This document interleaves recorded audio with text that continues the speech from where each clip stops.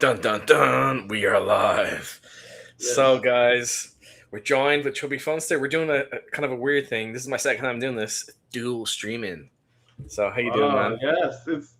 I think it's good. It brings a lot of this, people that might not know about the other channel together. He's being nice to me. I've Mr. Chad been on McChadson with his like nearly 8,000 yeah, subscribers over I've here. been on streams with like Eric Tinkar where he's bringing in like twice as many people as me. So That's fair. He's a big ass channel, dude. I'm like, yeah. whoa, dude. I don't. Yeah, but Well, if you like, retire and you do this every day, all day, that yeah, you no, can do that's awesome fair. You things. put the work in, you know. That's why I just started doing random live streams lately, just like hobby, chill, hangouts, a few interviews. Starting to do more of that sort of stuff and just put things out. And I think it helps. Plus, it's just different. You know, you might have a little interaction with chat as well, and a little Yeah, we S see talk. Atmos in the You know, chat. I got to meet him at North Texas.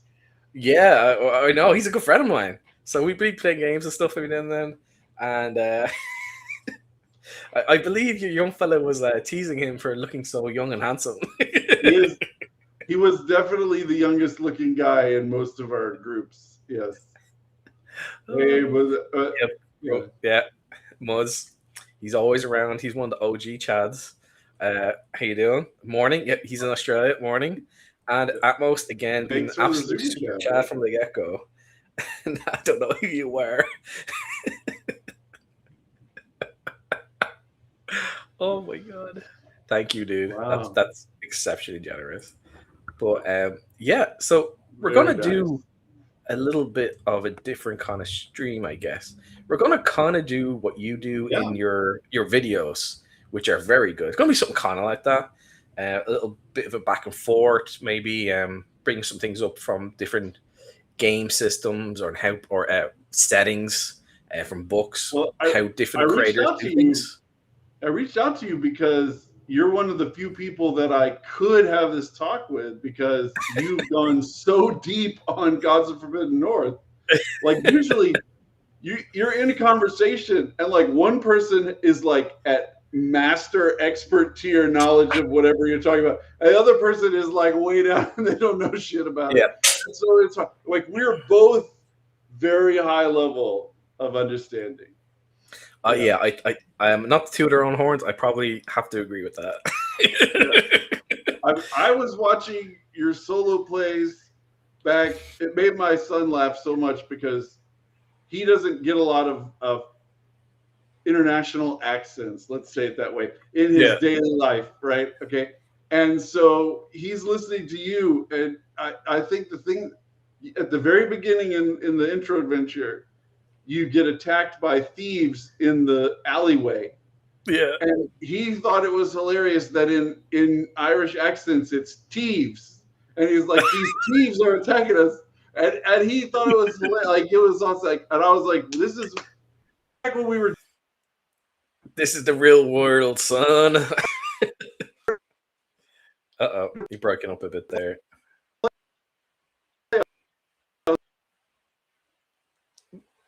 Uh-oh, guys. We might have lost Chubby there. Let's see if we can get it going back on now. Uh-oh. Uh-oh. Did I fade out or was it you? I don't know. Dude, yeah, you basically just died. I think I can hear you now. Awesome. It happens. But yeah, it was the thieves of the Forbidden North. Yes. Yeah. He really enjoyed it. Over there near the threes. There's 3 thieves over there near the threes. Exactly. Yeah. We don't do the T's very well, you know. It's genetic. We also have another genetic anomaly where we have to curse. I took medication, so I won't be doing that so much today.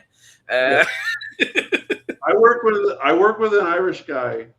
I talk to him almost every day, so it's nice. To me it's effortless, right? Like maybe if you were a Kiwi, it would be hard for me to pick up the accent. But like other than that, any Commonwealth country, I'm good for it. Well, we don't talk about the Commonwealth now.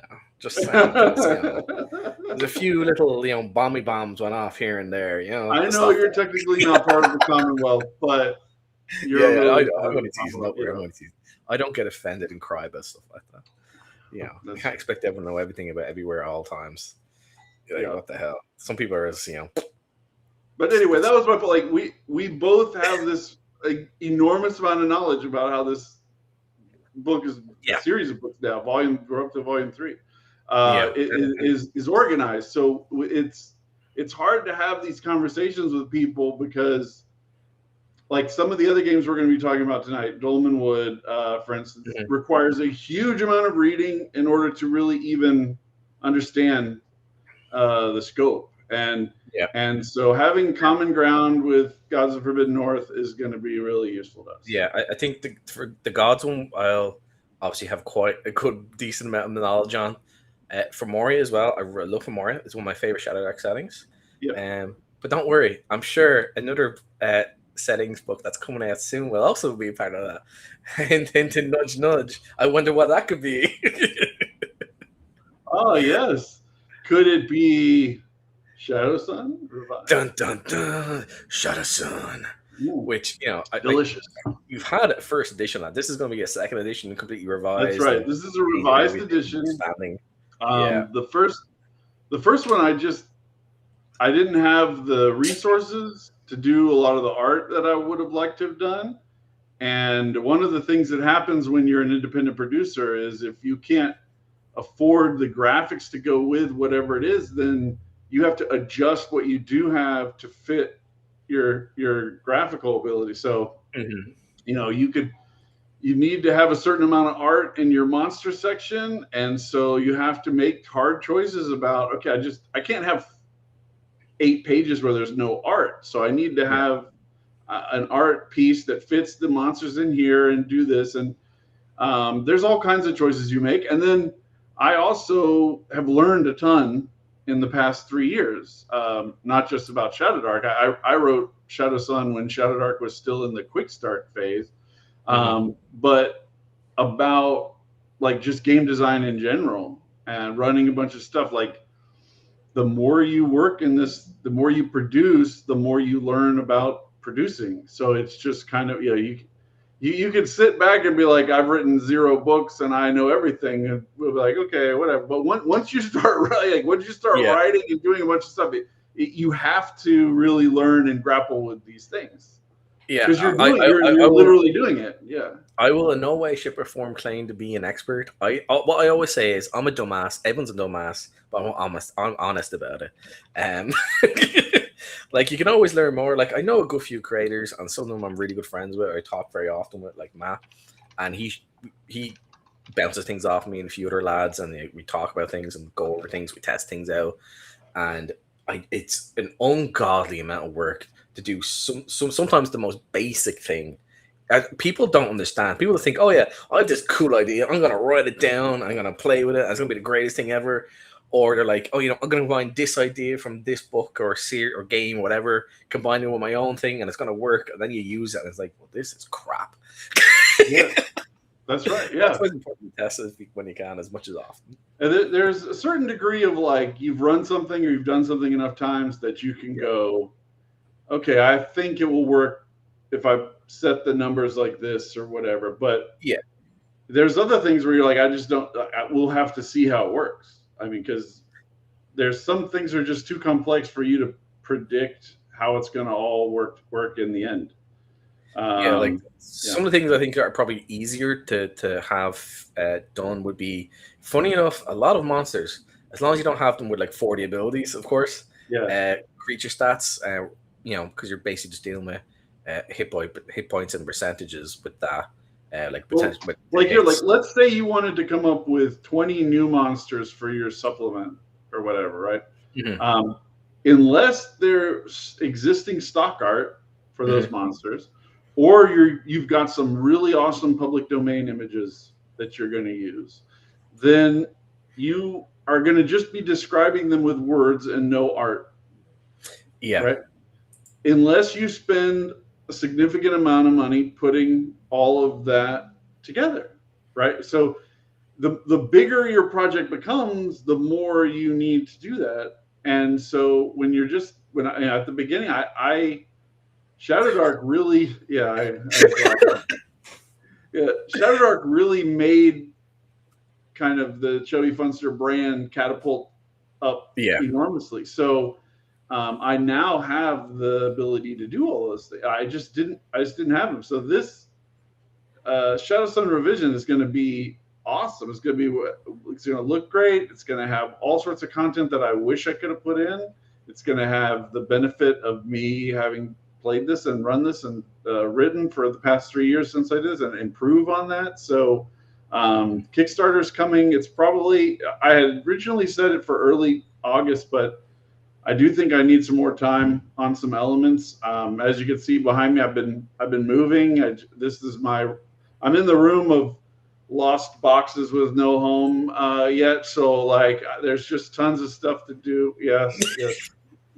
Lots of boxes. We're connected in more ways than ever now, my friend. And it's just, you're like, oh man, so much. So I lost so much time. Like I had one of my YouTube videos recently where I was like, I drove 14 hours yesterday.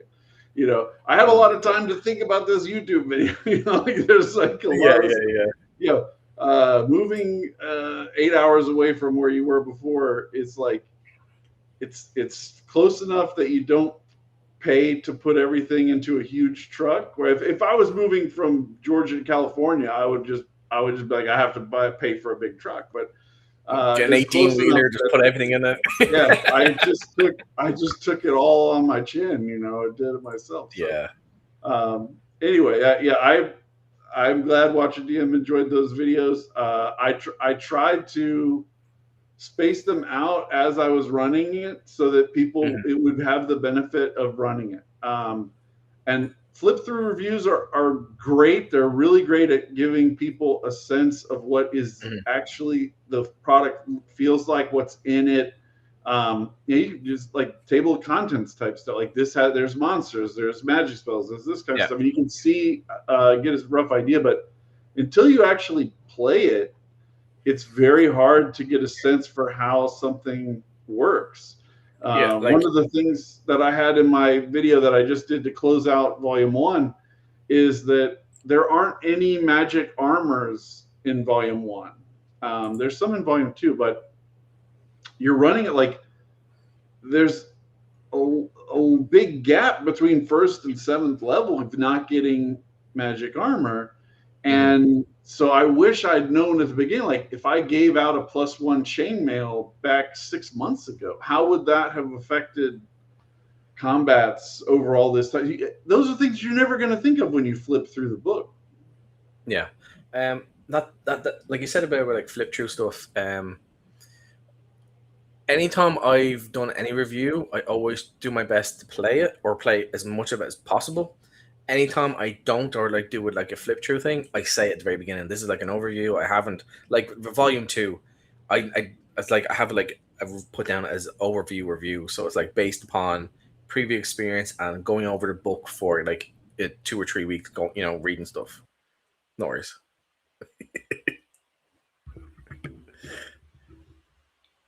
Sorry, my son thought this was a good time to ask me for something.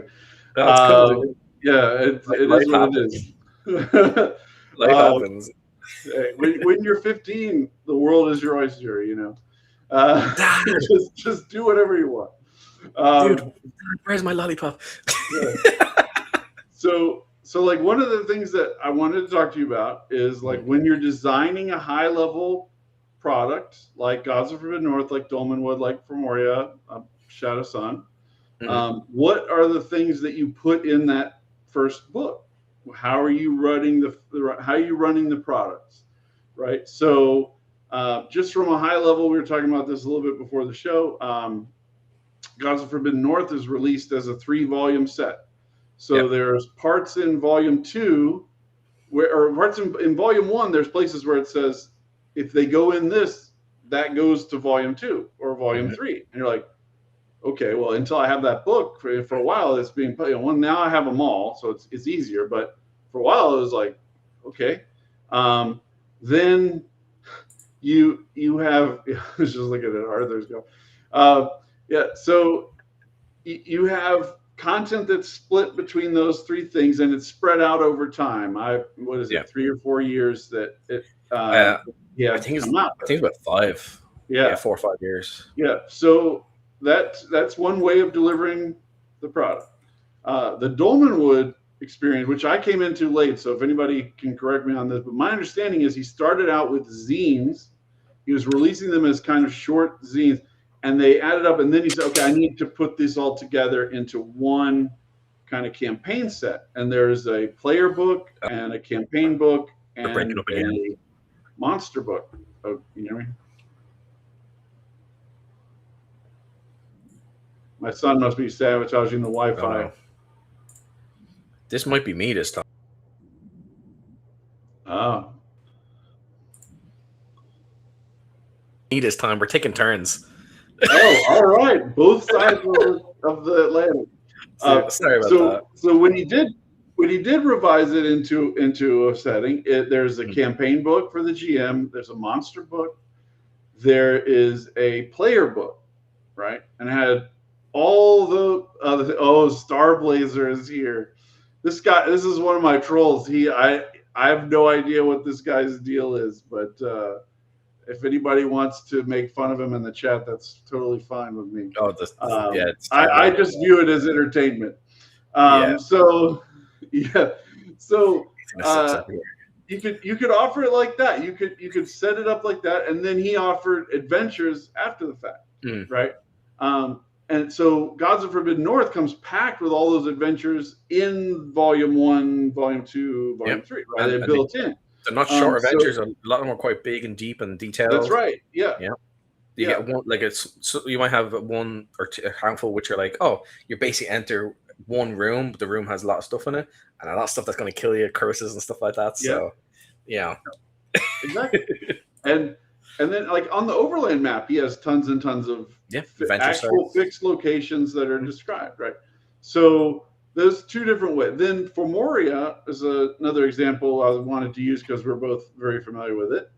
Is there's a world map, but it doesn't have like hex numbers, so it's not like things aren't keyed to hexes. It's kind of a more for general location of things hex map, and then he has the book that's mostly how to live in this world, character creation, that kind of stuff, spells and monsters and stuff, encounters, but it doesn't go down to like this is in this specific location. He's got some gazetteer. But then after publishing for Moria, he's now published adventures that go in for Moria, right? So I'm thinking for myself, like as from Shadow Sun perspective, what should I do? Should I make one little region map and do something, or should I do a huge map that's not keyed and people can put things places and so on? And what I decided to do was, I mean, this is a very expensive way to go, but is to commission a huge map. So the map that I have for Shadow Sun Revised is 8 times the size of Gods of Forbidden North. And it's not keyed the way his is, but there are random generation systems built in for you to key it, for you to do the dungeons. And then all the kind of stuff that's in for Moria, the character generation, spells, factions, all that kind of stuff. And then in the next few years, Rob took years to write the Volume 1, Volume 2. I'm going to take time to write regional books. I think you're frozen again.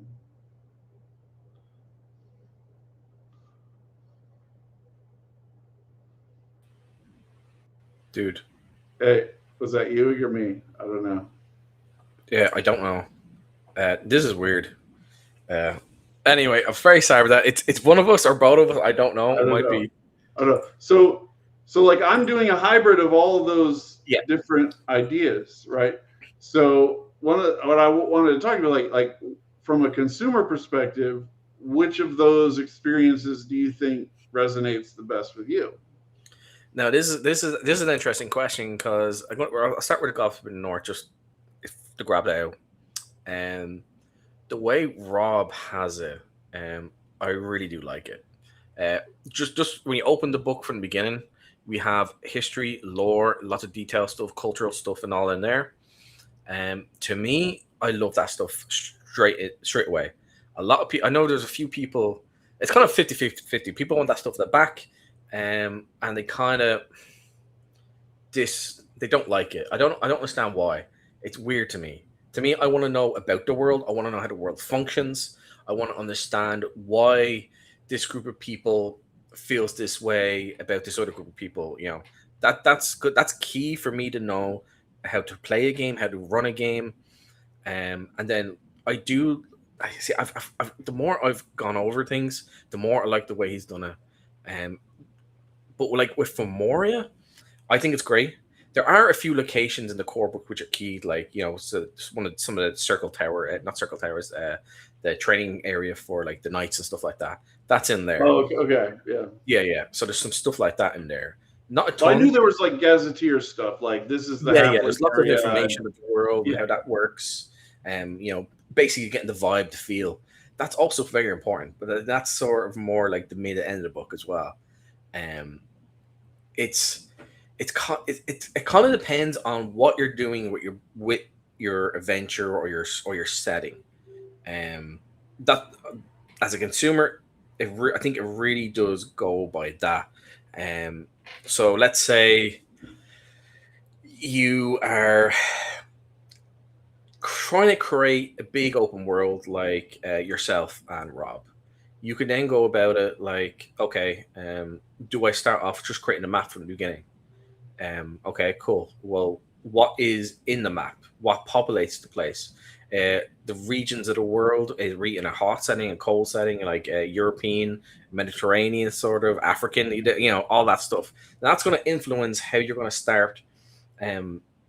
Obviously, like what kind of terrain is going to be within the map, how it's going to then be presented to the player or the GM as well, and relevant information about hexes or different locations. It's kind of, I do find that the most difficult thing in the world is to imagine how to even start. That's right.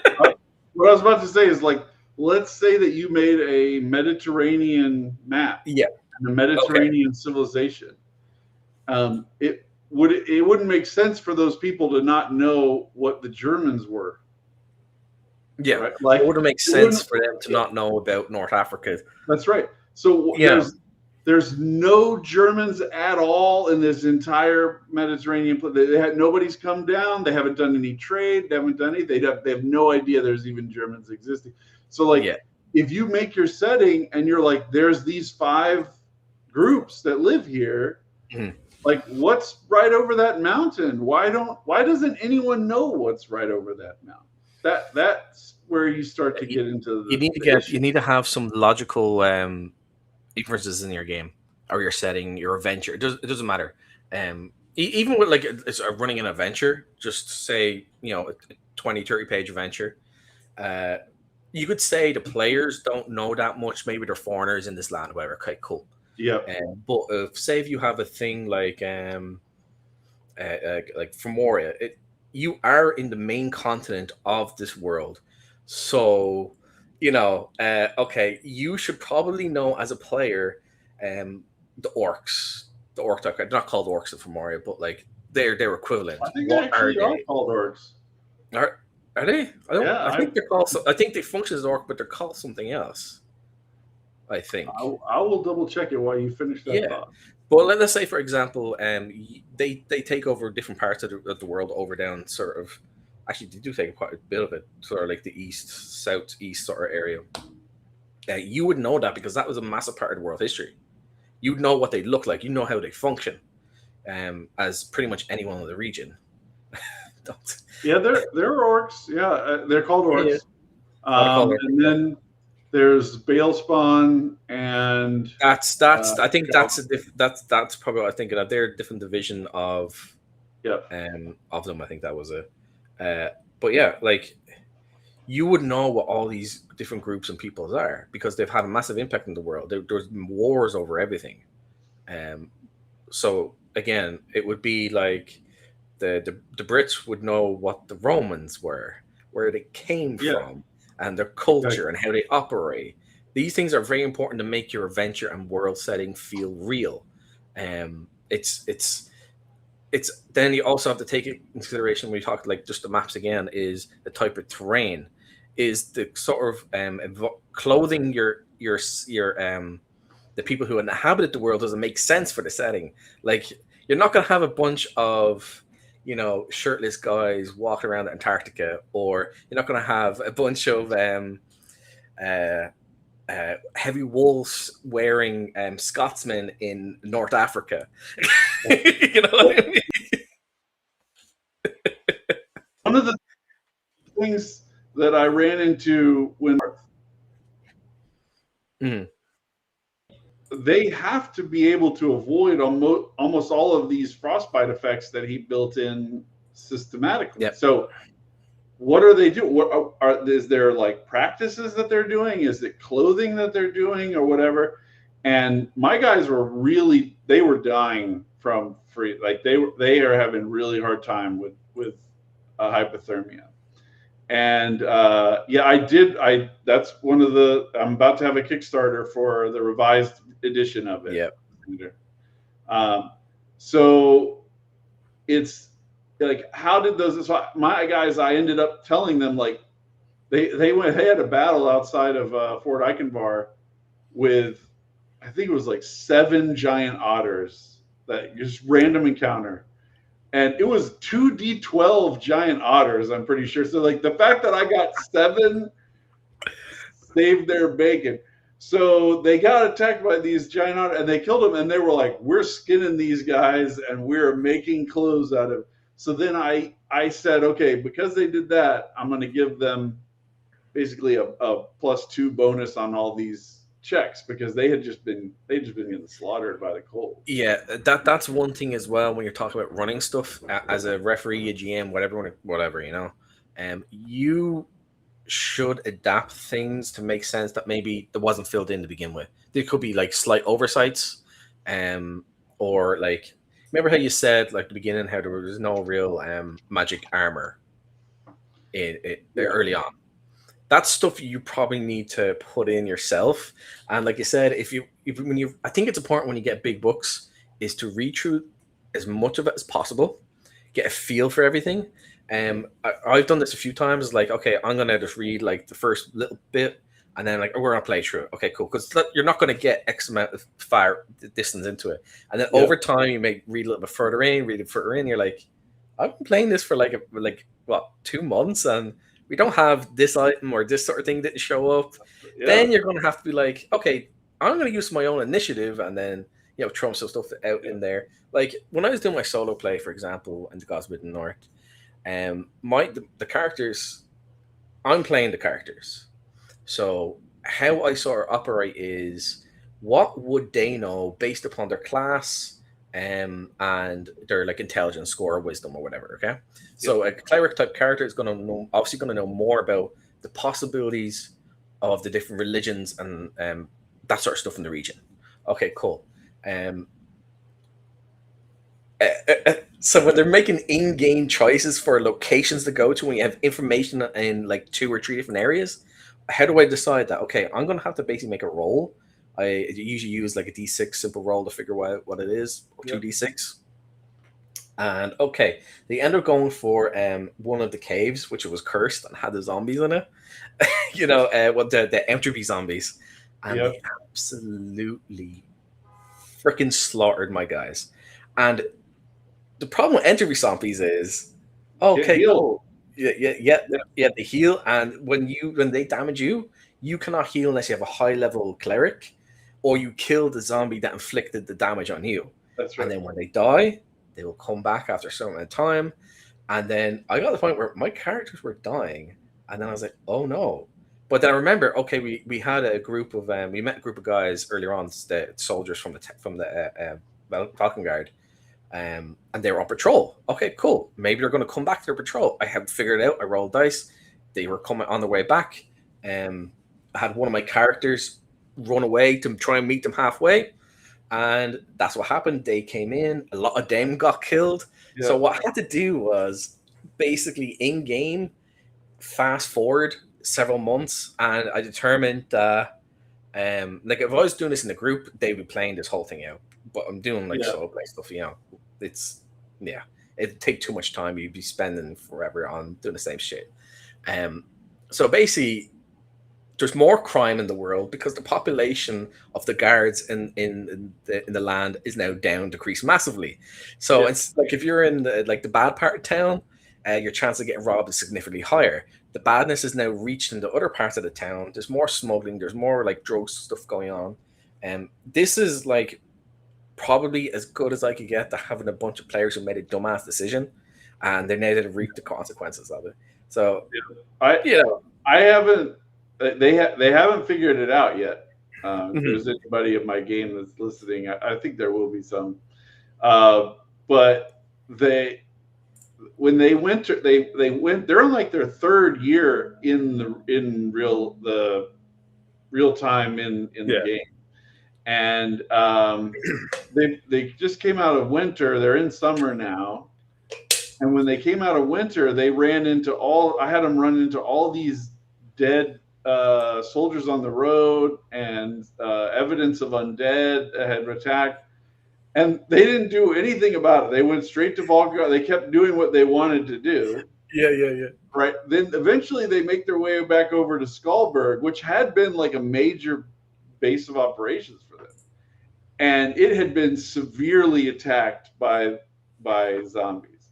And so there was a huge like pile of zombies that they had burned, and the skeletons were still Mhm. there, and there was all this stuff. And they still, even after all that, they were like, "Well, that sucks. Let's just get our stuff together." And so they've just been going along, and when the next winter comes, it's going to be real spicy and fun. But they don't know that because they, they they keep ignoring these signs. They're like, well, who cares? Right. So It's like and they, so obvious. It's like right in their faces, and you're that's like, right. "Hey guys, come on, hint, hint, take the And big, and push." everything I've already said, they I'm sure they remember to some degree, but what they aren't remembering is that in their first summer in Forbidden North, they went over to the Barrow of Eight and let a whole bunch of guys out. And They've then basically done the same thing. and they ran away. So Yeah. like these high level Draugr have been out in the world just doing shit, That's and hilarious. they're just like doo, doo, doo, doo, doo, you know, they're just going along. They have Yeah, no yeah. idea that it's like there's things happening. So yeah, I think it's interesting when you have so many things in the way that volume one is set up that it Mhm. creates those outcomes, and those are specific outcomes that you're not going to get if you're randomly generating things. Yeah. So that's one of the reasons why I want to have the Kickstarter, the stuff that's in the Kickstarter that I'm about to do is the high level things that character generation, monsters, random encounters, the tools that are in the Shadow Dark book for making random dungeons. I've expanded on that. There's 8 different types of dungeons instead of, I think there's only 3 in the original Shadow Dark book. Oh wow. Then there's like one of them is shafts. So it's like a mine shaft that goes vertically down, and you're rolling small extensions off the side rather than building out rooms in a full spread the way you would for a normal dungeon using Yeah. the Shadow Dark method. So there's different things like this. It's creating different things, and then there's going to be flying monsters that can move between these levels because it's an open shaft down in the center. So if there's like a pteranodon type creature, it's going to be able to fly right down and come down on your head if you're down deep in this place. So I'm building out stuff to make each hex randomly. But then over the next few years, I want to be releasing regional books that go into that same level as Gods of the Forbidden North. Mhm. But like if running it, I've often wanted, like, I wish there was a Hadean kind of racial group, and then a Inaruk racial group, and a Wujan racial group, so that someone making a new character can go, I'm going to be a Wujan, and then they roll that up, and then we would know some kind of difference rather than just Yeah. using OSE of you're a human fighter. You're an elf, Yeah. whatever. Yeah, because we're using not racist class. We're using a race and class Mix, yeah. as the optional rules. So we could do all that kind of stuff, but it's almost impossible for some small producer. Like if I was Wizards of the Coast, I could do it all in one lump.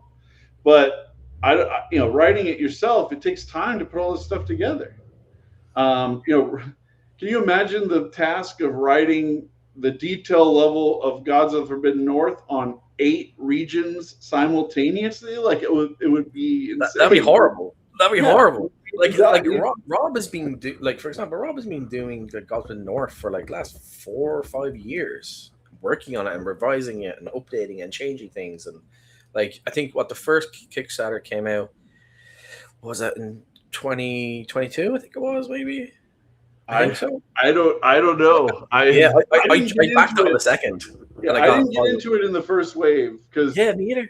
I don't know if I would call this conservatism or like stinginess or what. Like, but for me, like I've been burned by so many things, whether it's books, video games, movies, TV series, whatever, where I'm like, oh, there's this new thing, and then I go get into it, and then it's like, oh no, it sucks, right? So like, I don't want to pay $50 for a video game that sucks.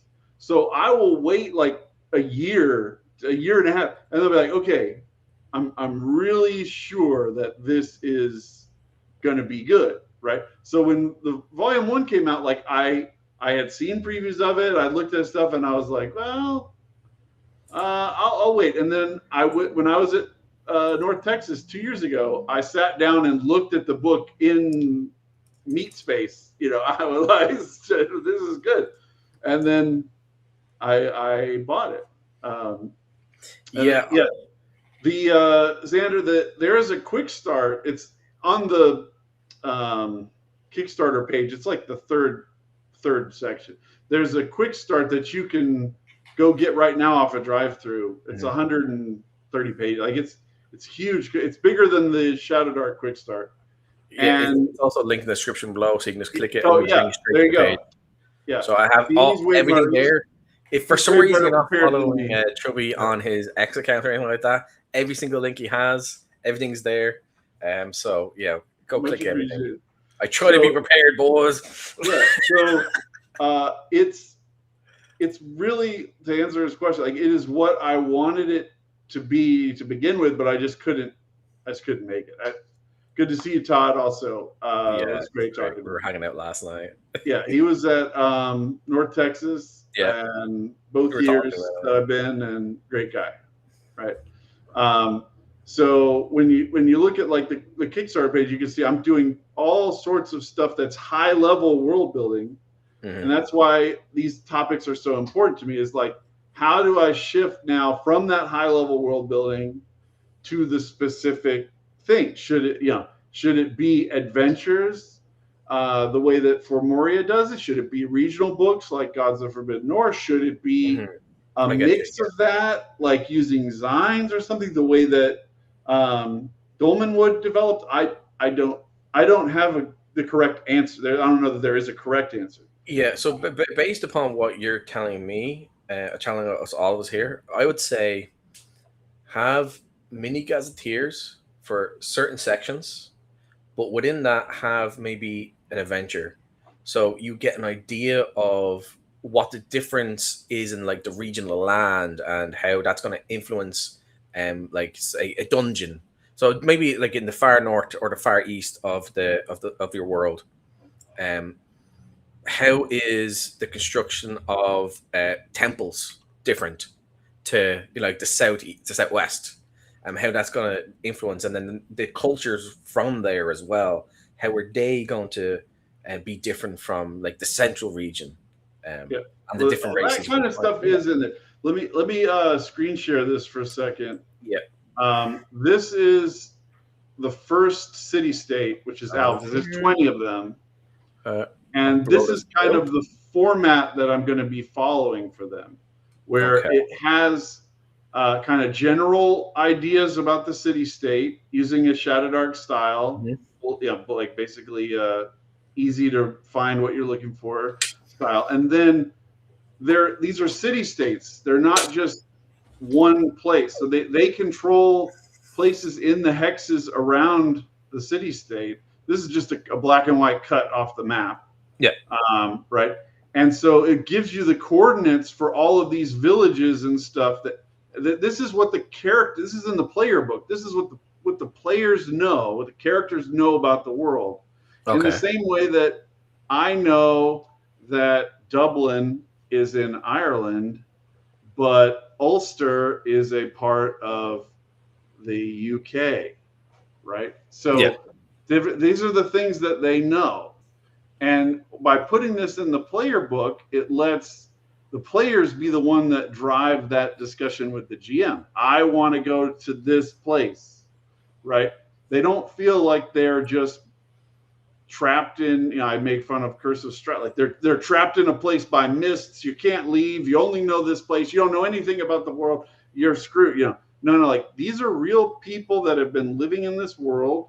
Mm-hmm. They have this level of knowledge and they have this control over their life. They don't have to just go with the one thing that the GM tells them about. I do like that you have it in the player book because, okay, say if I'm playing your game, I'm like, okay, we want to go over to the village of Kasawa. So we're traveling, we're doing hex crawl stuff, and on the way travel over, I take out the player book. Or that gets passed over, and then I'm like, okay, I know this basic thing. This village is known for creating X, Y, and Z. It's being inhabited by a bunch of cannibals. Oh, maybe we won't go there. You know, like that sort of stuff is really important because otherwise it's like, okay, hold on. I'm a GM now. Okay, you want to know? Okay, where is that again? It's on. Okay, give me 5 minutes. Because you're exactly not, like, right. That what you just described, your own game that you've made, you're not going to know. You can't remember every single thing in every hex location. You're like, yeah. If you do, I'm going to be worried. You might be a robot, bro. And it's super. I have so many problems when people ask me like, how does this work? A friend of mine in the Saturday night game that I run, he is like the original Chubby Funster super fan back when I wrote Ambition and Avarice first edition. Oh wow! And he had to kind of drop out of the game temporarily because of some real life stuff. He's just been busy on Saturday night, but he's a coder and he's been playing around with code. He's like, look, I made this character sheet for Ambition and Avarice 2, and it does all these automatic calculations. It does all this stuff. I'm like, oh my god, that's awesome, dude. And he was like, here's like, these are the weapon proficiencies. I think, is this the correct list for weapon proficiencies? I'm like, I'm gonna have to look that up. I don't have the weapon proficiencies memorized. You know, are flails and maces two separate items, or are they in the same category? I can't possibly remember that. I wrote that game 7 years ago. You know, like, but you know what? That is also great as well. It's very flattering as well that someone's like, I love this thing that you created, and I want to try and create these like basically tables and data sheets to make things like quicker and easier to get out in front of you. Just put them right there or whatever. I'd say that must feel awesome, especially like I think when we first time I reached out to you, we were saying like, oh yeah, starting to get a little bit pick up and stuff. You know, some of my older stuff will start popping off a little bit, and each time you put a book out, your previous book does a bit better, and some of your previous stuff is a little bit better, and then I didn't even know about Ambition and Avarice until you sent it to me. And I thought it was okay. I looked at you sent me the PDF, and I was like, "This is awesome." And I thought it was so good. I bought the hard book. I was like, "Dude, I appreciate it." Yeah. To me, like once it's past a certain number of years, it's like, when I look at it, I go, "Oh, I would change so much about this thing." Yeah, I've heard that so many times. Yeah, you were like, "Oh, I did want to respond to Arthur before we move on to Agile's super chat," but I felt that way about the Walking Dead RPG. Sorry. The Walking Dead RPG, I had such high hopes for. I love the Alien RPG. It's so good. And I'm like, this is the same people. It's like almost the same system. Like, this is going to be awesome. It was, excuse me, it was not awesome. Let you recover there. Yeah, I'll say yeah. thank you again, Agile. Right, You were an absolute super Chad. Guys, if you have any questions later on, we'll try and answer a few of them. As we're going along here, I'm just going to basically just click on the chat and let you guys read them off, because we're probably going to do a good bit of back and forth, and otherwise we could just spend the whole screen just reading off chats. Yeah. Just to let you know. Oh, sorry, but like the reason why it didn't work is not something I could have known ahead of time. The problem that I have with The Walking Dead is it's very similar to the problem I have with a lot of story games, actually, is that the mechanics are designed so that you never get total resolution of a thing. Mm-hmm. And that kind of makes sense in a world of an endless amount of zombies. But like, if I really want to clear this particular building of zombies 100%, the mechanics don't really support. Like I can roll to hold off the zombies for a while. I can roll to interact with them, but like, you can't be like, I systematically clear every zombie from this radius or whatever, and then I set up these things. So like, it's very much designed for you to never have control over yourself, to never be able to push back. And it reinforced all the things that I hate about the show. It's kind of like the opposite of like the axe system in place, where you're like, okay, you have this large area of space, okay, this type of creature is maybe going to have between like this hex is going to have maybe 20 different encounters with something until you can clear it, so you can then like build your town or your fort or whatever the case. If I had one Swiss Army knife, I live in Georgia for 30 years. Okay, like if I had one Swiss Army knife, or I guess 40 years, god damn, it's getting a long time. I could make 100 spears a day in Georgia. Like the amount of wood that is available in Georgia is like endless. Like you could build palisade walls in front of palisade walls in front of palisade wall. Like the idea that you would be unable to actually stop a certain amount of zombie, like it's crazy. Like, and nobody made a single spear during the whole show. Right? Yeah, that's actually quite funny. My son really likes the show. That's why we got the game in the first place. He went in for the like premium edition on the game, and so, ooh man, I wish it was good. I do. Yeah, because it's actually funny. I've been rewatching the Walking Dead TV show, and I freaking love it. So Negan just showed up. It's like episode 2, and I'm like, oh, I love it. But it did dip hard after a while. That's what I just think about I'll be watching so many movies with my wife or TV shows. This is really bad, and police serials and detective shows and stuff, where I'm like, a D&D player would never have this like, I would never have done, like, as soon as I saw this problem, I would have come up with the absolute simplest solution possible that every D&D character would do, and this would never happen to me. It's wild how much you see that happen. Yeah. It's kind of funny because we're getting a little off track with the Walking Dead stuff, but like there's like, when you go back like Ambition and Avarice, you have some of the stuff in there as well. Like, sorry, how to like clear areas out, and I think I said in my review, like, I think you were probably influenced by some of the stuff in Axe. Oh, Axe 1, yeah. Which I have actually never read Axe 1. I have Axe 2. Right, it's very good. Yeah. Where is it? They're up there. Oh wow, they're way up there. Yeah. They're looking down upon you from above. Yeah, the treasure tome was up there as well. So I got that one also. Yeah. I'm not a fan of elves, so I didn't get the elf book.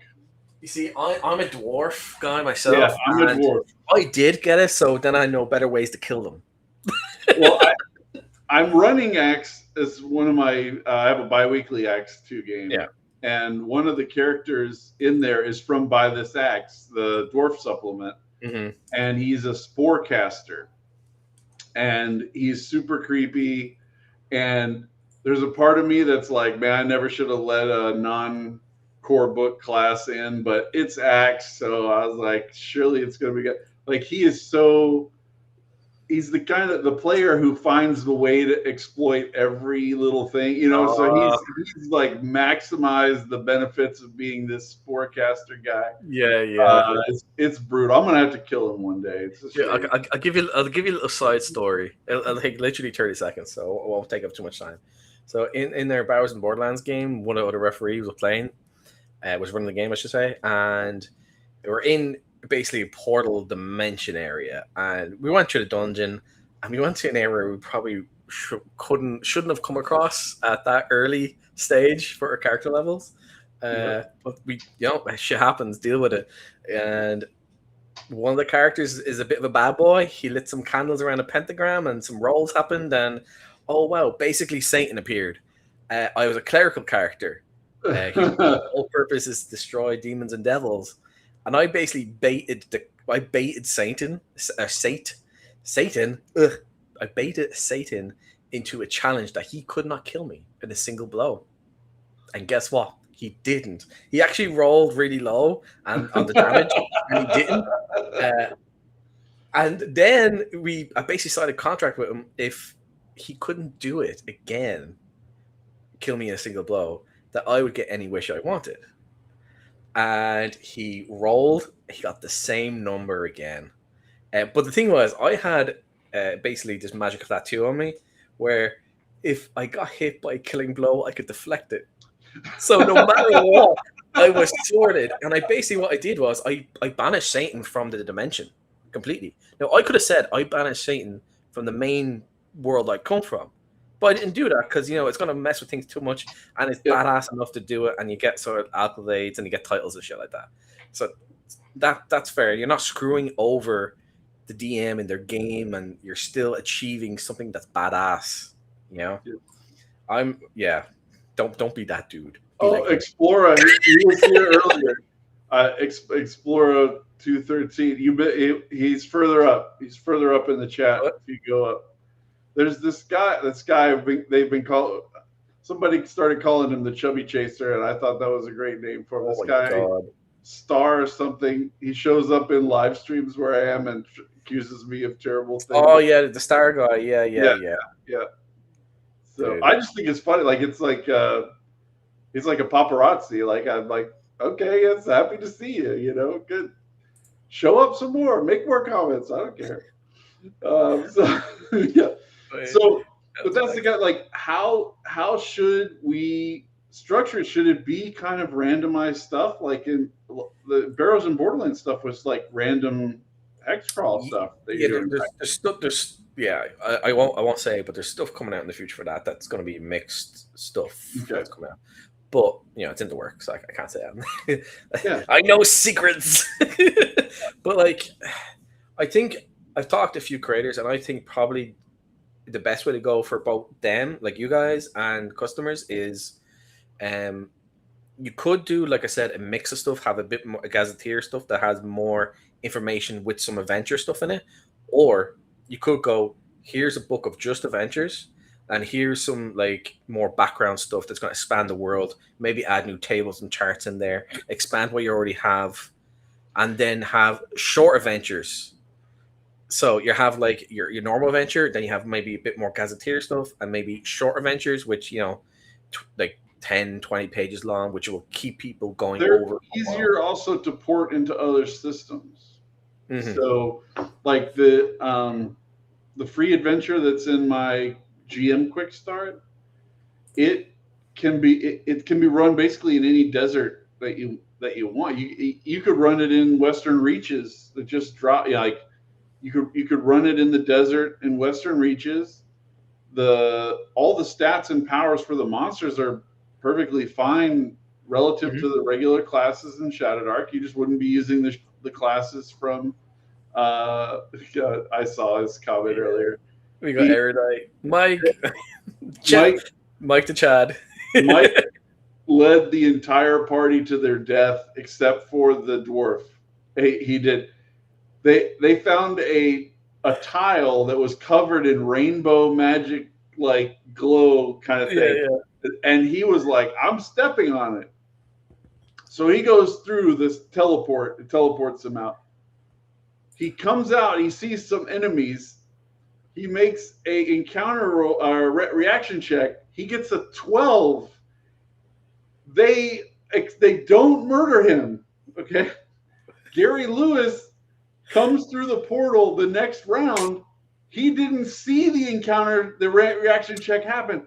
So he draws steel and attacks the monster that had just agreed to be Erudite's friend. so then my son came through there. He got killed. Gary got killed. Erudite got killed. And Lord Mattias turned and walked away with a 7,000 gold piece magic item, and he was the only one who cashed it in for full value. So he went up to level 3. You see, Gary's always the problem. Gary's always the problem child and everything. We've been over this here. Gary's credit. Gary could have come through the teleporter and metagamed that his character knew. Right? He could have metagamed that the reaction check happened. I shouldn't attack this guy.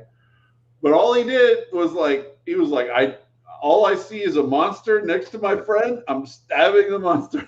But to be fair, he's actually doing what you should do, roleplay. Yeah. He's like, oh, well, I know that my buddy, he's okay. So I'm obviously just going to stand there and be like, hello, random monster who looks like you want to eat me, but you don't. Yeah, that's fair. But still, he's always a problem child. We've seen it. You've ever watched Second Watch? He's always a problem child. Sorry, Gary. Exactly. I got to see him. I hang out with him a lot at North Texas. It was very good. Nice. I'm not jealous. Yeah. So, that's all that stuff. All these factors are things that I consider as I'm moving into the kind of post Kickstarter environment for Shadowside.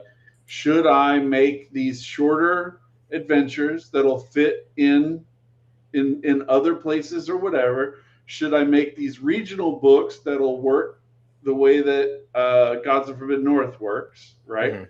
Mm-hmm. Should I do zines? Should I do... Kelsey did zines for a while. They're being consolidated in Western Reaches in a sense, but or should it be for Moria, where he had an adventure anthology that had a whole bunch of them in one bigger book. So there's there's all these kind of considerations, and I don't know from a customer standpoint, from a producer standpoint, what is the best choice. I understand this dilemma. I know a few people, and the problem is you can ask 10 different people. They're going to give you 20 different answers because they're going to have a combination of stuff. You should I think maybe after this you should release a gazetteer, but then have a short adventure to keep people going over for the next while. But then someone else might say, no, you should just release 5 or 6 adventures in one little book, but then have a big regional expansion book. So I think this is something maybe. I think very tough decisions. Maybe. And when the Kickstarter is halfway through or near the end or something like that, or even after, have a poll and be like, what would you guys like? Would you like regional expansions, several short adventures come out, spread out over time to keep you going,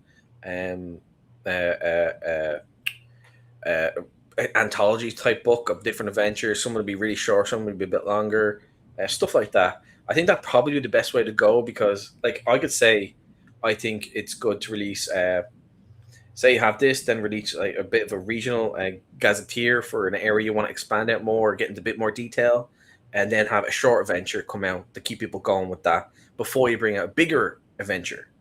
So there's always something coming down the line. Like I know, like obviously I know a good few creators, and some of them are doing like, okay, I just released this big adventure, and then I'm going to release this like really short adventure. You know, it's going to be short, it's going to be cheap, but it's going to keep people entertained, and it's going to keep you on their mind. That's Yeah, the other thing. that's Retention. another thing. Like one of Wise. the things that I've said this to Rob Alderman, who did Gods of the Forbidden North. I think he should release like a set of small locations to kind of restock after a certain Mhm. point in time. So like my guys have been playing for 3 years of game time. Like there would be changes to the land. You know, the Inuruk might move because they're kind of semi-nomadic in a lot of ways. They might have a new little village that they're setting up in a particular place. They might have, and then you could make it so the GM could just drop them in however they wanted. Yeah. Um, Or one like of something like a new dungeon gets uncovered from like the melting snow. The weight of the water then caves in the boulders and stuff like There that, you and you go. just find That's a great, yeah, an ancient cave system. You know. yeah. The one of the things that what I've had with Ninchaga. Ninchaga is the fourth dungeon in Gods of Forbidden North. It used to be a druidic temple of the native people, Mhm. and then the Skull God came in and like desecrated it. And my guys are coming in and they cleared it, and they're, as written, the only way to permanently cleanse the corrupted pool in the middle of the temple is using this very complicated ritual magic from the Hadean Church. Now, if you by make this is the thing that I think about as a game designer. By making that the only way to do it, Rob set it up so that now my guys are basically like conquistadors in an Aztec temple, and they're like, well, we should cleanse this. Like we should get rid of all of the native stuff. We should turn this into a Hadean church, right? Mhm. And they're far away from any of the Hadean people, so that's going to be like a religious war out in the taiga. I mean, like it would cause huge problems. So if Rob released some little supplement of like, if you start a religious war with these native people, this is all these different events that could kick off. Like there could be Yeah. an attack over here. They could these religious leaders for the Inuruk people emerge as like new rebels, basically, and they Mhm. push back on the Vulcan, all sorts of stuff like that. I think there's Maybe they start coming in riding giant otters as well. yeah, that's right. Traumatize your players again with the otters.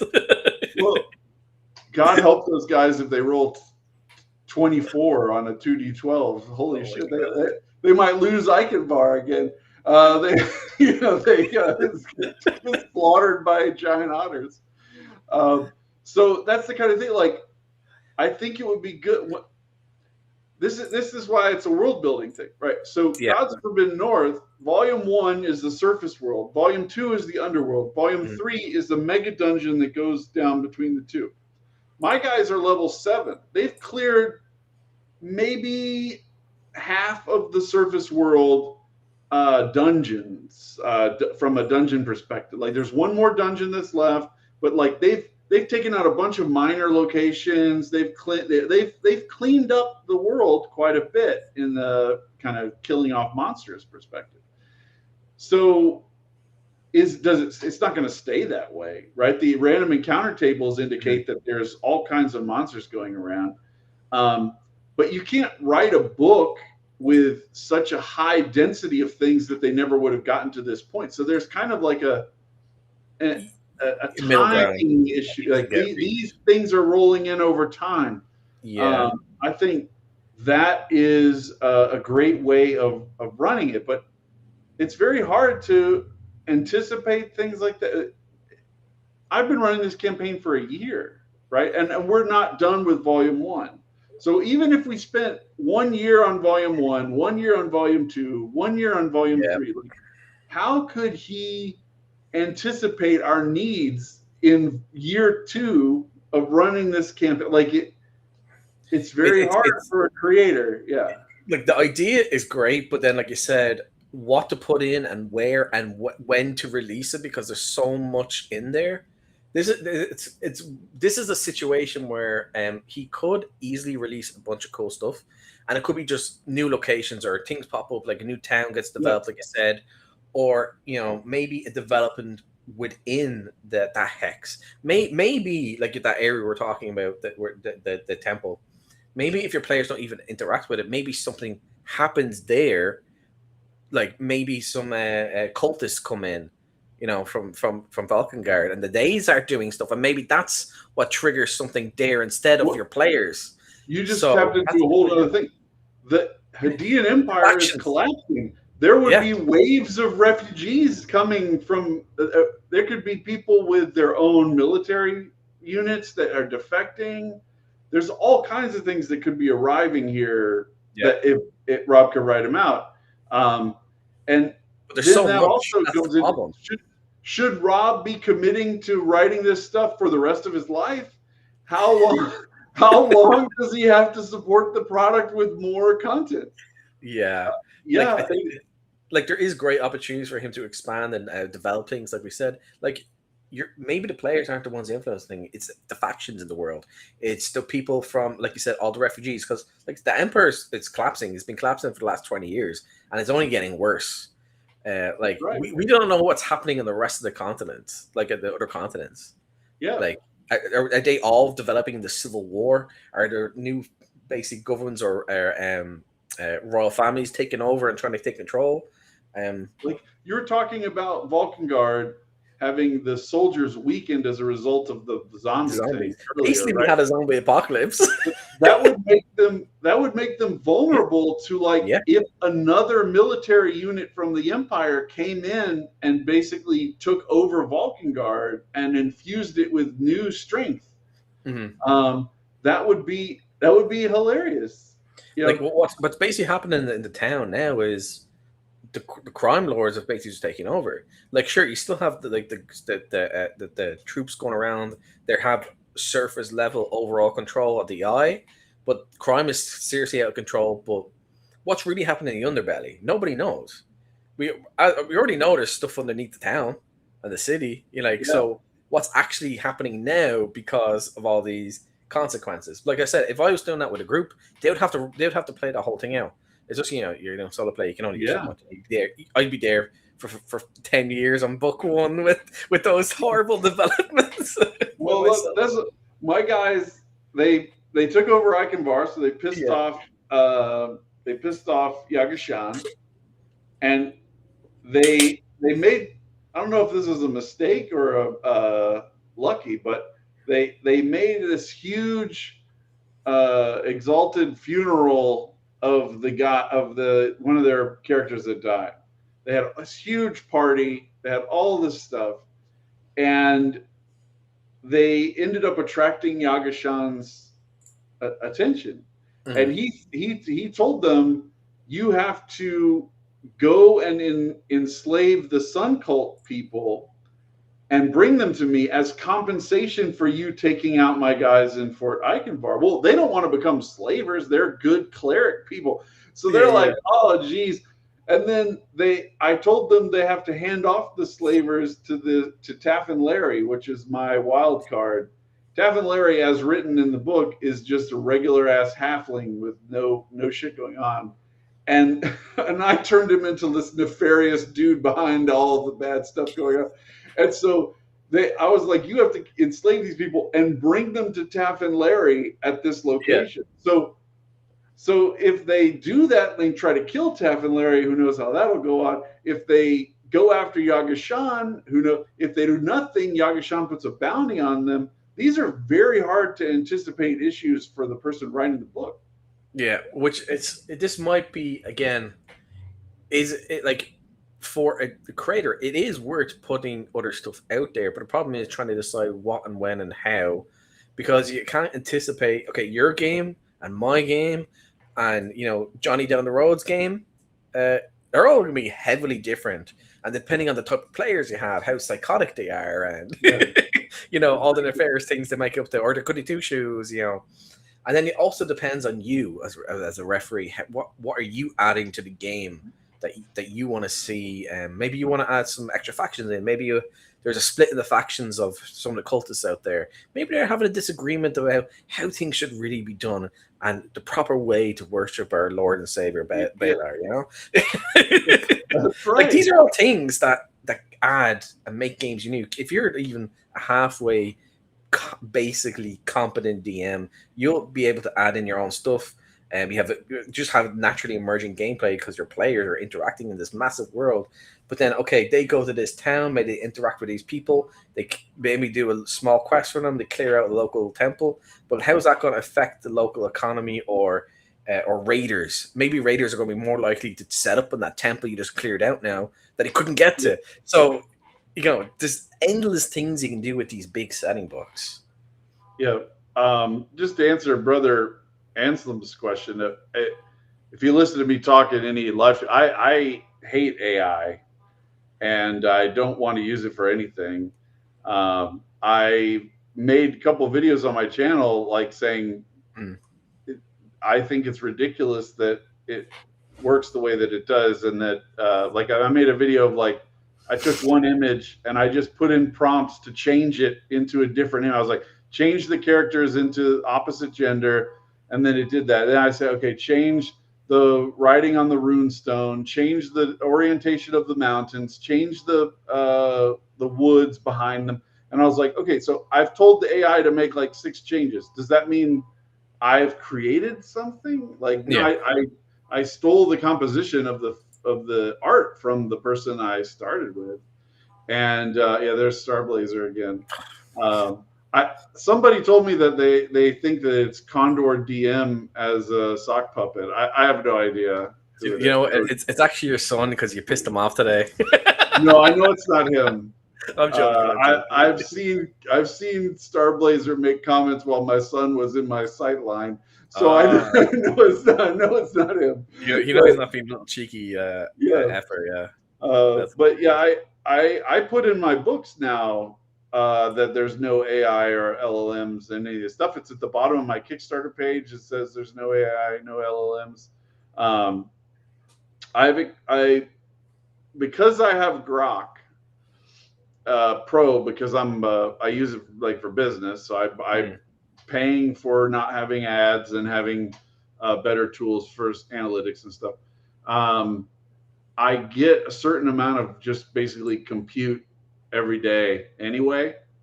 And so I've been I have a huge stockpile of public domain imagery that I've accumulated over the years, old paintings, old illustrations and stuff, whatever.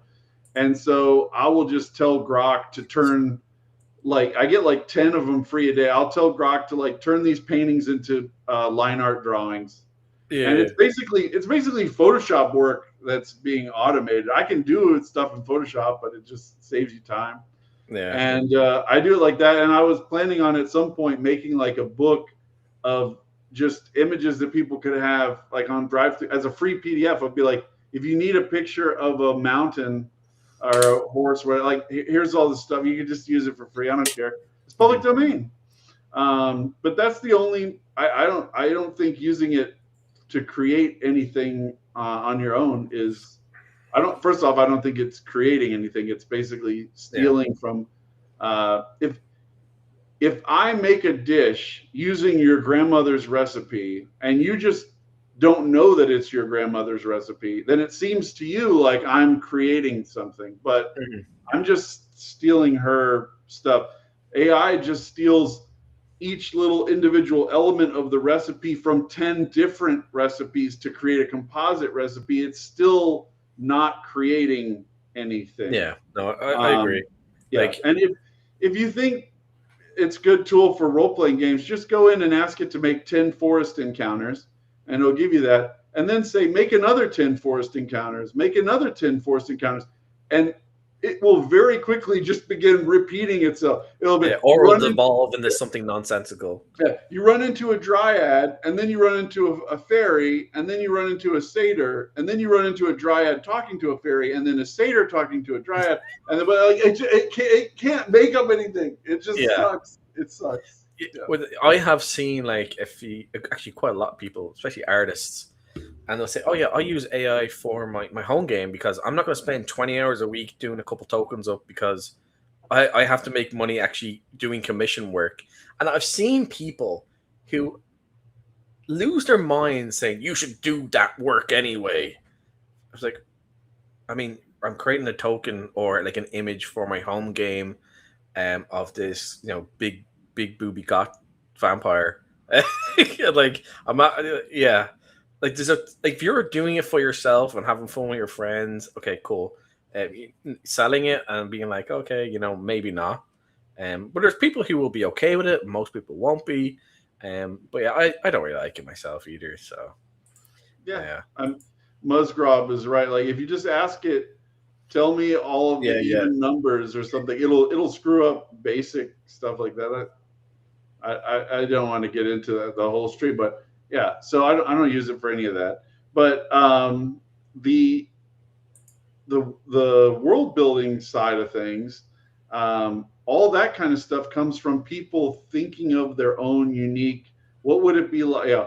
And one of the reasons why I did the Shadow Sun thing in the beginning is because there's a certain combination of ideas that went into Dark Sun that Atmos do an awesome. Dude, yeah. What the fuck?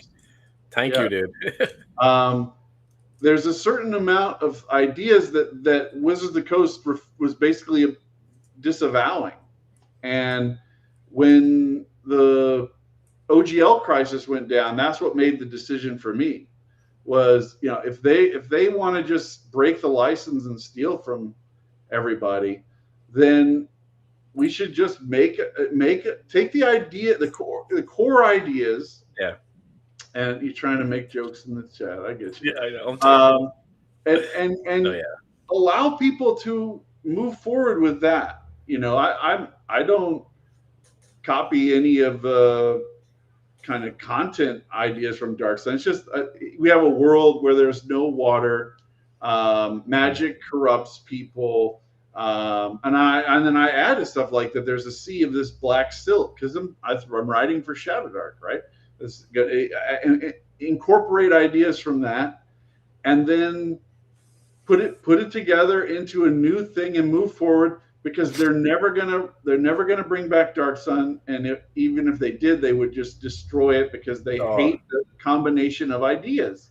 They hate the combination of ideas. They hate the idea of being dark, gritty, also messed up but kind of sexy in a weird way, and it was a product of its time because the people, they were like, we don't give a rat's ass about X, Y, and Z. We want to create something badass. That's dark. That's gonna make your eyes bleed, And it is what it is because of the people who made it. But those people aren't there anymore. They're being replaced by others. And one of the things with a lot of hair dye. That's all. Wizards of the Coast saying that they're going to use AI to mine old modules for ideas and stuff. Yep. The problem is it can't distinguish between good ideas and bad ideas. So I can open up a Dark Sun adventure, and as a thinking person, I can go, these elements here are good, but this stuff is just like a remnant of bad mechanics from second edition or some shit. Like, I'm not going to use this part. But the AI goes through and sees it all as being equally valid. And it has no ability to distinguish. It's basically just a random chance given within a certain parameters you give it, but even still, it doesn't keep to those parameters anyway.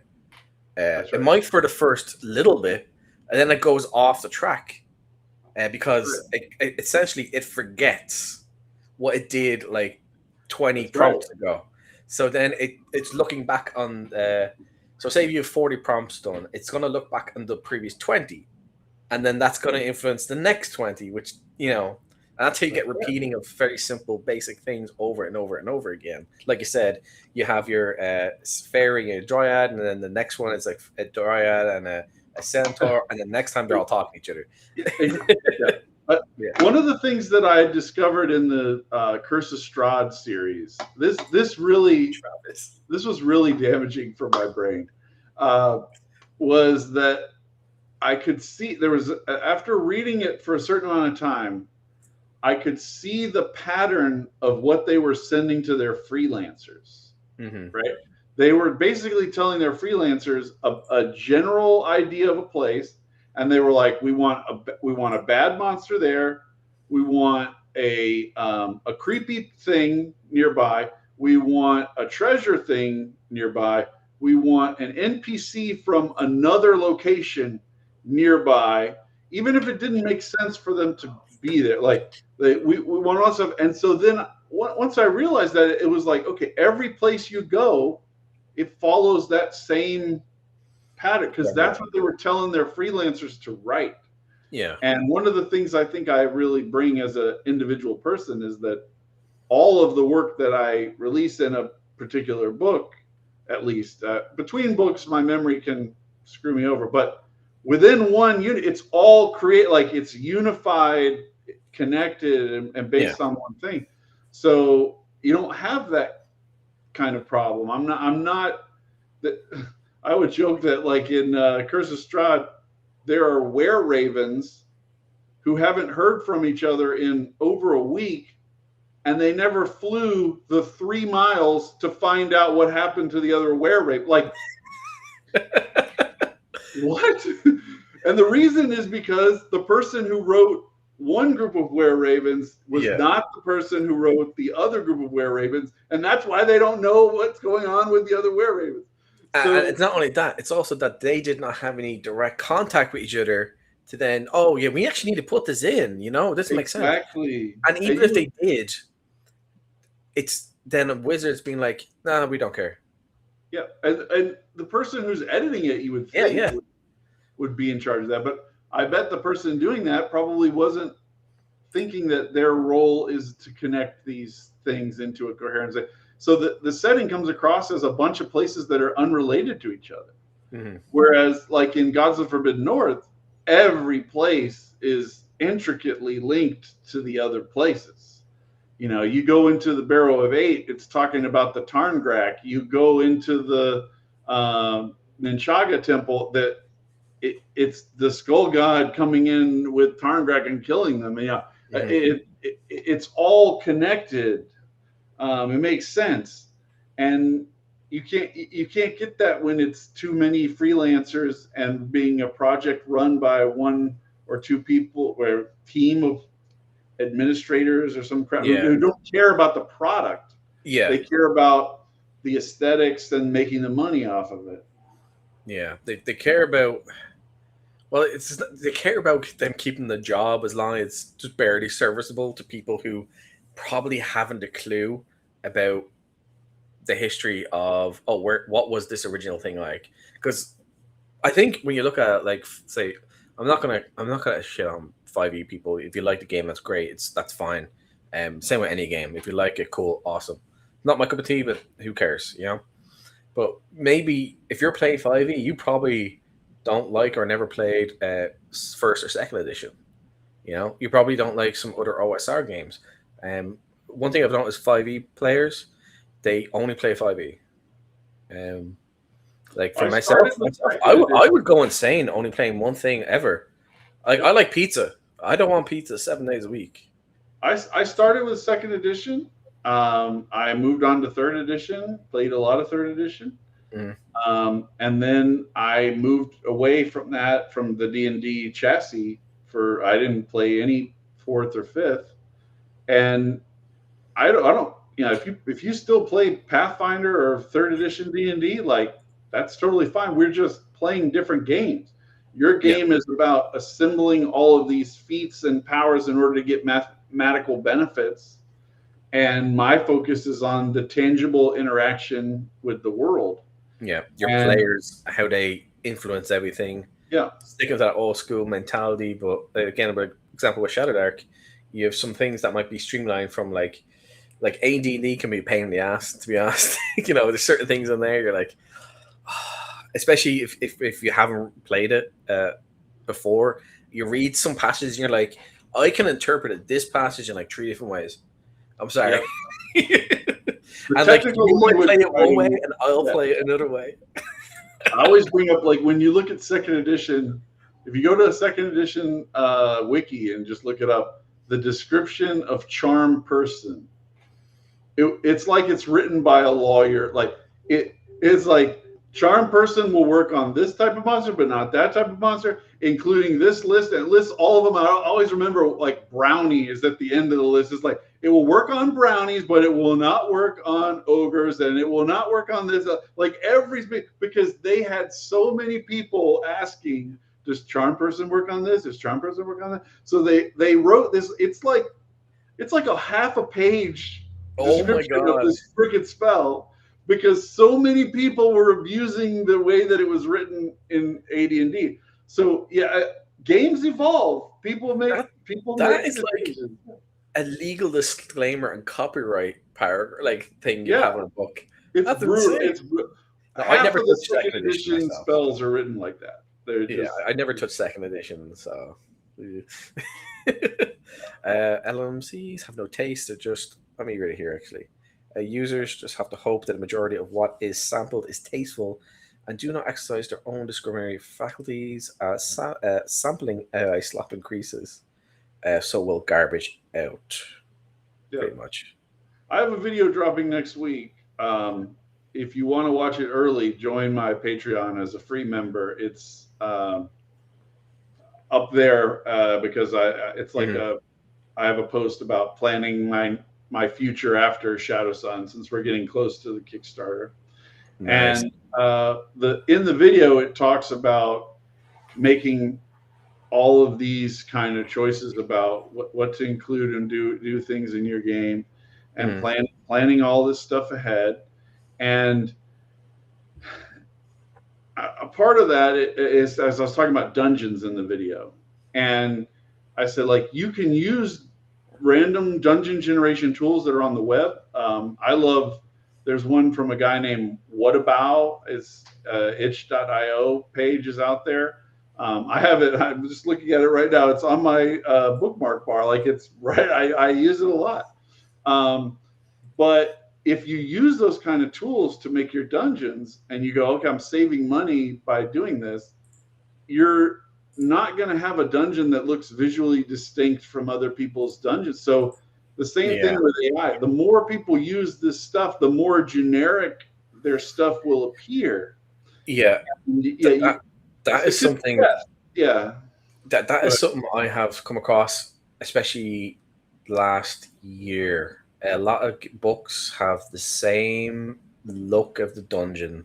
Like, you see it on the page, and there's nothing wrong with necessarily how they're done, but then some of these programs, they don't have angles to put in. They can't put certain shapes in place. I don't know if you've ever seen like David Hargrave's dungeon stuff. It was back from like the 70s, but they're absolutely insane, and I love it.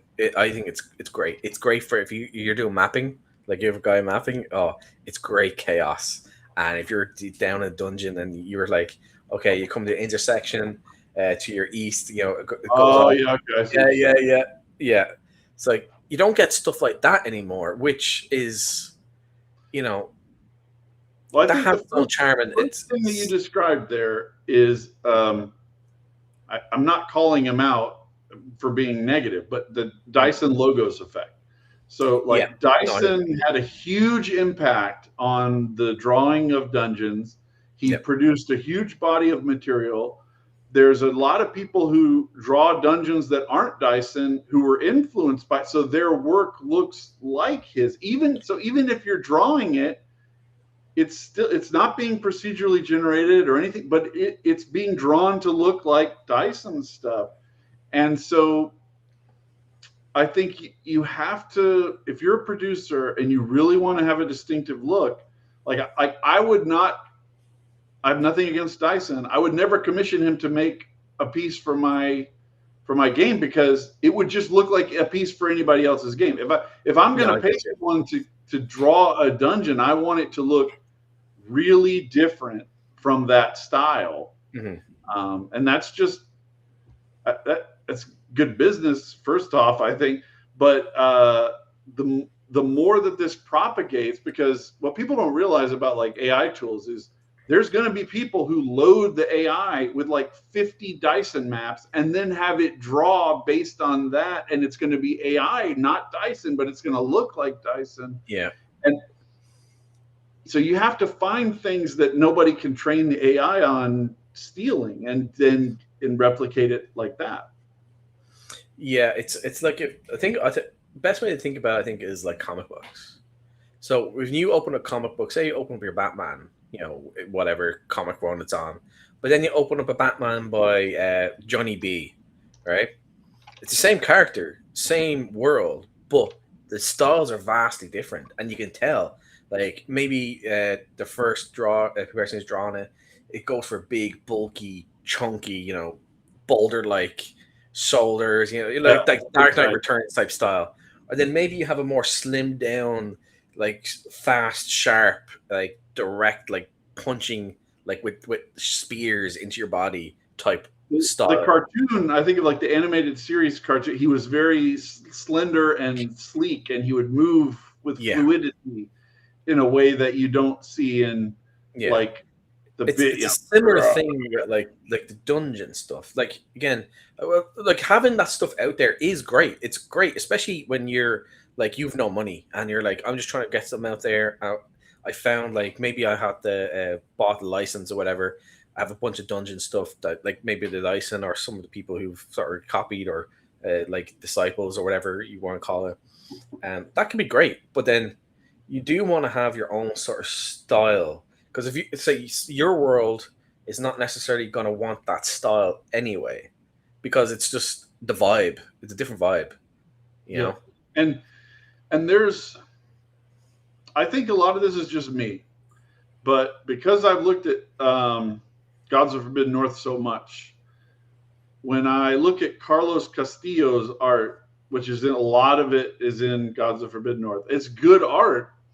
But if I commissioned him to make something for Shadow Sun, it would feel like it was in the wrong world to me. Like in my brain, I would be like, this doesn't belong here, because that goes in Gods of Forbidden North. So I think people do have those aesthetic judgments that they make automatically. There's certain things that I can add to a page that will make it feel more Middle Eastern to you, even if you can't describe exactly why it feels Middle Eastern to you, because there's just motifs and kind of aesthetic effects that your brain is automatically processing in a certain way, regardless of whether you want it. How things go together, even like patterns on rugs, or example like that, or on walls. Yeah, like you might have sort of like flower motifs, but they're not necessarily going to be super bright, and they're not going to look like a French art painter. That's style, right. Well, like one of the, because the things that are in the Quran, they didn't draw people, so a lot of Arabic art and stuff is geometric patterns. So if you make a lot of geometric patterns in the way that you present something, even if there's nothing you can specifically say like this is a Persian pattern, this is a Cordoban pattern from the Middle Ages, but it will feel that way to you, but you just won't know why, because that's what your brain has already processed. That's true. Same like you look at Norse stuff, you know that is straight away. Vikings like from 500 AD or whatever, like 800 AD. I love Vikings so much I can't even describe it, but except for anything I do for Shadowrim, which is Viking, but it's supposed to kind of feel like Skyrim, not Vikings in general. I just feel like the market is tapped. There's too many things that are already out there that are like this. Making yourself distinguished is very, very difficult. I'd much rather try to do something outside of that. also say this about Celtic stuff. I love Celtic stuff. Um, my mother, when I was growing up, she loved Irish music, Celtic music, New Age Celtic music. I listened to so much Celtic stuff. I love the what is it? Last of the Mohicans soundtrack, which has this like very Celtic vibe to it. Like I love stuff, but I can't write anything Celtic anymore because there's just it's such a crowded space. Like I, Yeah, and I'd rather forge new ground. Just go in a different that's direction. completely fair because like there's some things which are just too much of already, and there's other things like that. To be honest, a lot of the Celtic stuff out there is people's interpretation based off very little knowledge. That's That's the right. other. That's the problem, and yeah, it Well, hurts my soul a little bit. I've hidden it in things. For Hmm. instance, the Celts have a particular way of doing their fortresses in the forest, Hmm. and I've put that in with the way that like hobgoblins work in Ambition and Avarice. Um, there's a name for it that's just escaping me at the moment, but it's it's like a huge. I'm gonna look it up. I got it right here. An oppidum. This was probably is the Roman word for what they did, but is basically they built in a particular place in the forest so that there's really only a couple ways into this place and everything else is covered in briars and thick briar. There's no way you can get in. So Mm. even though Like thorns and stuff. Yeah. it's not technically a fort, right? But it's built in a way that you cannot attack it without a very complicated plan for getting in there. Hmm. Um, there's a similar way that I think it's the Maasai people in Africa build their towns with brambles and stuff, so that it's very hard for great cats like lions to get leopards to get in there and and attack people at night. So there's all kinds of things you can learn from other cultures like that and put it in your game if you modify it. But there's just certain things that are just really really tapped out. I love Rome more than probably any other culture on earth, but I'm not going to write a Roman setting anymore. I play Acts 2 and I'll play Gods of Forbidden North, where there's Yeah. basically Byzantines essentially. But I'm just not going to write it because it's just tapped out. Yeah. And the problem is there's so many other cultures you can draw influence from, but the problem is the people who are sort of like creators on the creator side of things, they don't know much about it. It's hard to it's hard to write something without fully or without understanding a large amount of it. As to like we're starting to now see a little more like Eastern Japanese stuff again. You know, like Nebula, for example. I don't know if you've read through I that know what or it is. Yeah. it's amazing. I think it's the best Eastern style book out there for it's an OSR, so we'll work on any system essentially. You could get to work with Shadow Dark relatively easily. Just says stats need to be changed, whatever. It's you know Well, not there was a period of time, back in the 90s and probably 80s. from 2010 to Okay. 2024, Hmm. roughly 2025, where if you made something like that, you would be brutally attacked by Yeah. a certain group of people that we all know. And we're getting out of that now, thank God. But for that period, I remember back in the days of Google Plus, so this is like 2012. There was this guy who I knew, and this guy spent tons and tons of time learning about Aboriginal Australian people. And he wrote some game, I think it was just called Walkabout. It was a game based on like their history and culture. Like you were adventuring in Australia before Western people arrived. Hmm. It's all this stuff.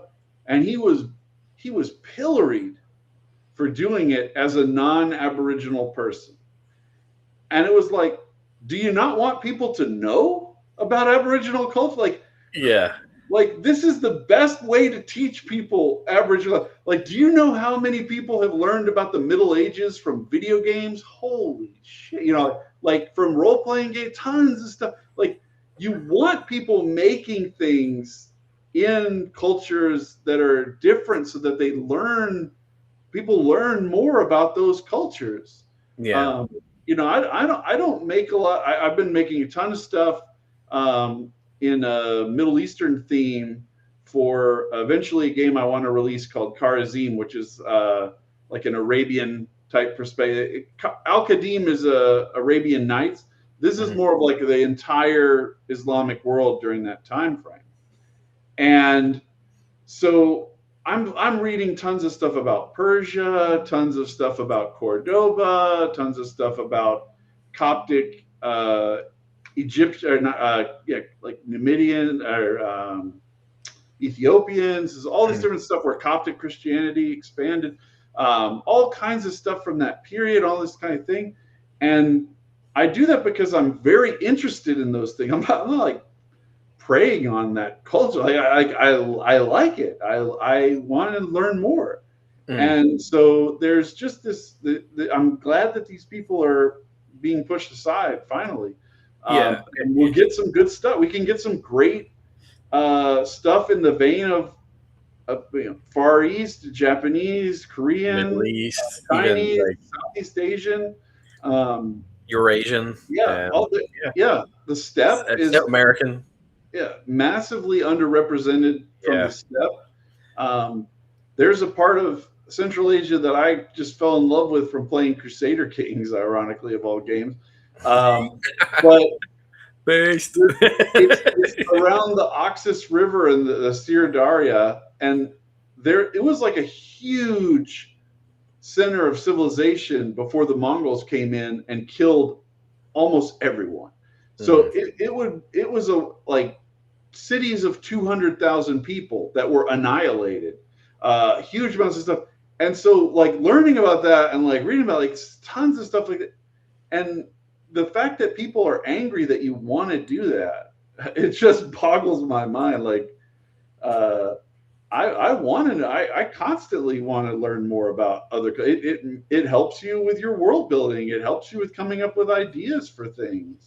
Yeah, it'll help you just influence even like the feel. Because this is the thing about a lot of games.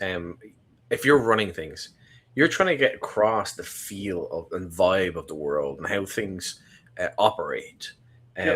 Like if you're refereeing my game I'm a player in, I'm not going to be seeing a lot of stuff that you're seeing, which you're then drawing upon. You know, so once that's in there, then you can translate that to me as a player, describe what this big giant dome building looks like, you know, with the different sort of coving and stuff on the outside and the pretty colors and, you know, all that stuff. You know, and how the sunlight reflects off it, because you have a reference point that's being put out there, or maybe you personally know more about it. So like the more research that you can have or put into things, the better it's going to be able to translate and make the world more believable you're in. It's like what your Act 2 stuff. You the way you did it was brilliant. Like you sort of combined cultures quite a bit, and you gave like blurs about how they work, like their governments, their societal structure, religion, and stuff like that. And it gives you in relatively short blurbs, like paragraphs here and there, very important detail. The book he's talking about is Warlords of Gavardia, by the way. So you can just look upon, like, read that as a referee. You're like, okay, yeah, I understand what he's going with here. And it helps as well if you know just a little bit about different cultures around the world. Like, you know a little bit Romans, you know a little bit about some South American countries, you know a little bit about some European and Asian countries.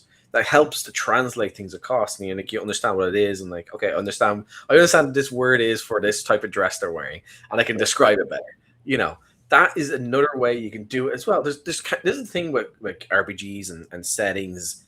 There's about 200 million ways you can deliver the stuff you're trying to do, be it an adventure, the feel, the setting, the cultures.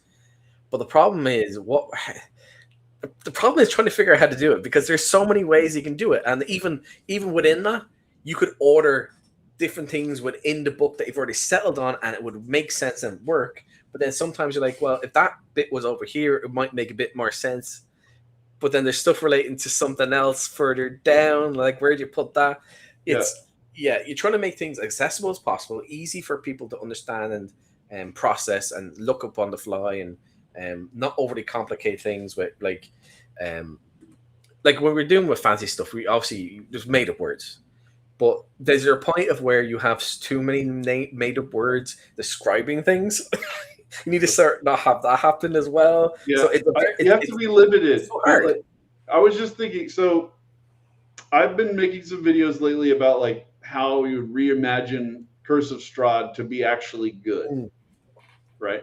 So unlike Dark Sun, which is mostly good, and I'm trying to kind of preserve those ideas before Wizards of the Coast throws them all in the trash. The ideas in Curse of Strahd are just mangled in their implementation, right? So in the very first I6 Ravenloft module, they were just called gypsies. Then in Curse of Strahd, these people are called the Vistani, as if we don't know that they're gypsies, right?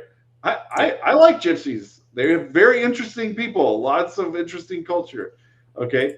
But if you wanted to gamify that, you can't just come up with like the things that they did in where they have this list of like weird beliefs and stuff, all these things. I would focus on physical, actual things, right? So if I take a character, if we're at the theater backstage, and I take your character and I put a red vest on you, many people will instantly perceive you as some kind of gypsy wandering character, because that's the only time they see people wearing a red vest, unless they're unless they're taking your ticket at a movie theater. Like, that's it. Like, so if you have a very nice embroidered red vest, right? So because that's how people, like, they've seen movies, they've seen cultural presentations of gypsies, they have this idea that the gypsies wear a vest, right? So lean into that. Come up with some kind of, not the exact same vest that it's in real life that gypsies wear, but draw upon like similar but different places, like all kinds of stuff in the Balkans, but then places like Armenia, Georgia,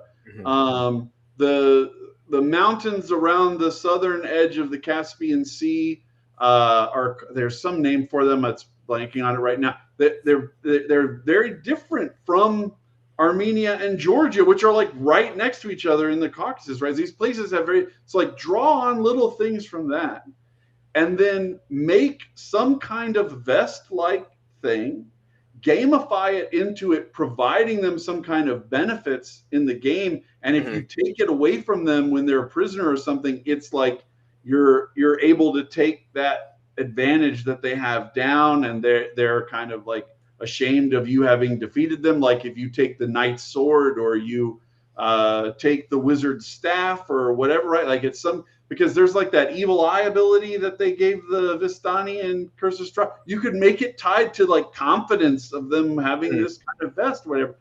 The GM doesn't then have to memorize all of these cultural things about the Vistani. They can just say, he's wearing this vest, it's giving him this thing, and then role play it from there. But people have such a hard time taking abstract ideas and turning them into physical things within the game. They want it to all remain abstract, and I think that's just a terrible way to go. I think probably something that's really good that might help people is like look at Game of Thrones. You cut the ponytail off the writers. Yeah, that's a great example. That's them showing that's them showing that they've been defeated. They're the worst of the worst fighters. That's right. You know, they're dog shit. They could be the best fighter in their tribe, and they just lost that day. But to everyone else, you're nothing. You're nobody. Your hair is like mine. You know. So and then like if you look at again, I'm going to bring up Vikings. It just came to mind there. People have this idea that they were filthy and dirty, but in reality, they were very proud of how they looked. Right. They'd wear perfume. They'd have jewelry in their beards and hair. They're very, very, very clean. And again, this is another thing I think comes from media, is they depicted, like, especially a lot of European towns and cities as dirty by having literal dirt roads instead of having everything stoned and paved, because that's what it was like in reality, and they would keep things clean. Well, when they talk about it being dirty, it was they didn't have a sewer system. Yeah. That's the thing. But then you could see the opposite of Rome. Rome was everything was clean, it was tight, everything looked fancy, and the grandeur of even the most simplest building was like insane. It's just like wonders to behold. But well, like that's I've read descriptions of what like an Ozgul Turk would wear for going on campaign and stuff, like all kinds, like they would have they have like a undershirt, I can't remember the name of it, and then they have a caftan on top of that, and then they have belts, and they have all this stuff, and like just getting ready in the morning is like a knight putting on all of their accoutrement, and then they get up on their horse, and then they're gone for like months, and before they come back home, like this. So this is like a ritual to them of like getting ready to leave their home and everything, and we don't model anything like that in role-playing games. Yeah, and then when you have, like you said there, but then you go to a different region of the same country, which is popular with the same people, completely different attitudes and how they do things. Especially like that goes back to essentially tribing. So my tribe versus your tribe. My tribe has short hair, yours has long hair. That's right. That's the most basic way of looking at it. I just remembered the name of that place at the southern edge of the Caspian Sea is Daylam, Daylam. Yeah. So it's the thing is, the mountains there are so high that they're really separated from Persians to the south of them. So they have this like unique culture of being on that seaward side of these mountains. Those are the kind of things that I love just reading about cultures like that, where they're in some little niche place. The Basques is probably the most well-known kind of people like that live in like this little narrow mountainous place. But there's tons of great stuff like that.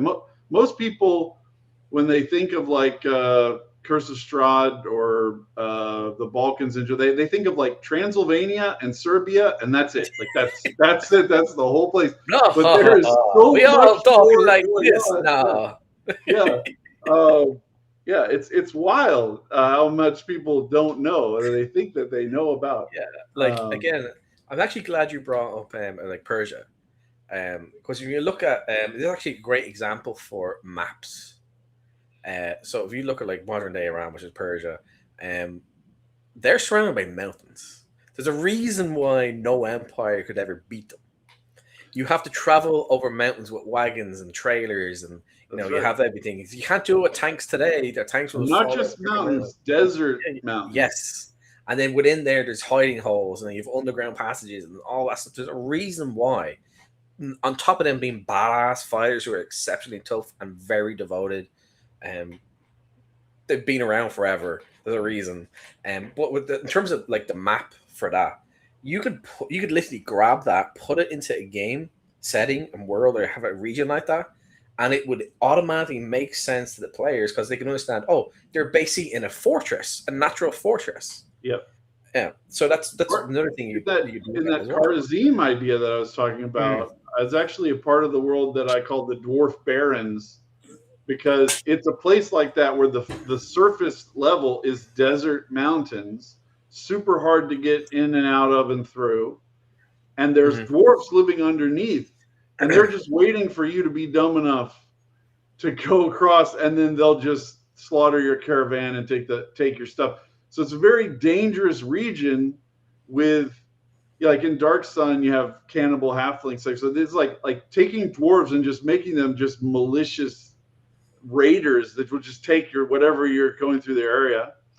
And that kind of thing, having that's a really distinctive place that the players will understand and know, okay, if I go in that place, I'm taking my life in my own hands. And you don't have to describe it that much in the book. Just have NPCs that just tell people up there's dwarves in those mountains that'll steal your stuff. And that's going to go with like what you said about having like a player facing stuff. You're like, oh, we want to go to this region. They're like, okay, this is what you know about it. Actually, we're going to go over here instead, because that's right. Otherwise, you're flipping through, and you're like, I okay, totally okay, surprised my yeah. players in Gods of Forbidden North. There's a town on the map that is you have to kind of stumble onto it. It's a halfling town called Snowhearth, Mm-hmm. and they got there, and I decided this. It's interesting. Like you'll prep, you'll do stuff, and then within a 15-second time frame, you decide to totally change the way that this thing works. I decided that they were going to be canonically Irish accented halflings who despised halflings from the South. So, so they're like no halflings, and I used the Irish accent for them. And and they were like, my players were just like crying, laughing as these guys come back, because and they had all of these. They talked like IRA guys about English people. They were just brutal. Like they were like, we hate those guys in the South. We don't want them. We're gonna go over there now. We're gonna blast a hole in way. Hey. Yeah, exactly. They were just horrific, and they were thinking these were going to be like friendly hobbits that are helpful, living in their hidey hole, and nope, these are just like brutal, militarized Irish halflings, and they helped them. They made a deal with them, and they like cooperated with them. But like, you got to throw things in there that people just don't expect come out of nowhere. Like, yeah, it's like you said, like as you're a referee or whatever, like you need to be able to come up with things on the fly, change things as they need to be, based upon what maybe you don't like something, or you think it doesn't really fit for what I want for the vibe of my game we're playing. Even if it's in this world as it is, doesn't matter. Add some stuff in there. That makes things unique as well. So, which is always fun. You want to change things up. I just make notes on my phone all the time. I think of something, I put it. It might go in a game. It might just stay in that note folder for like years.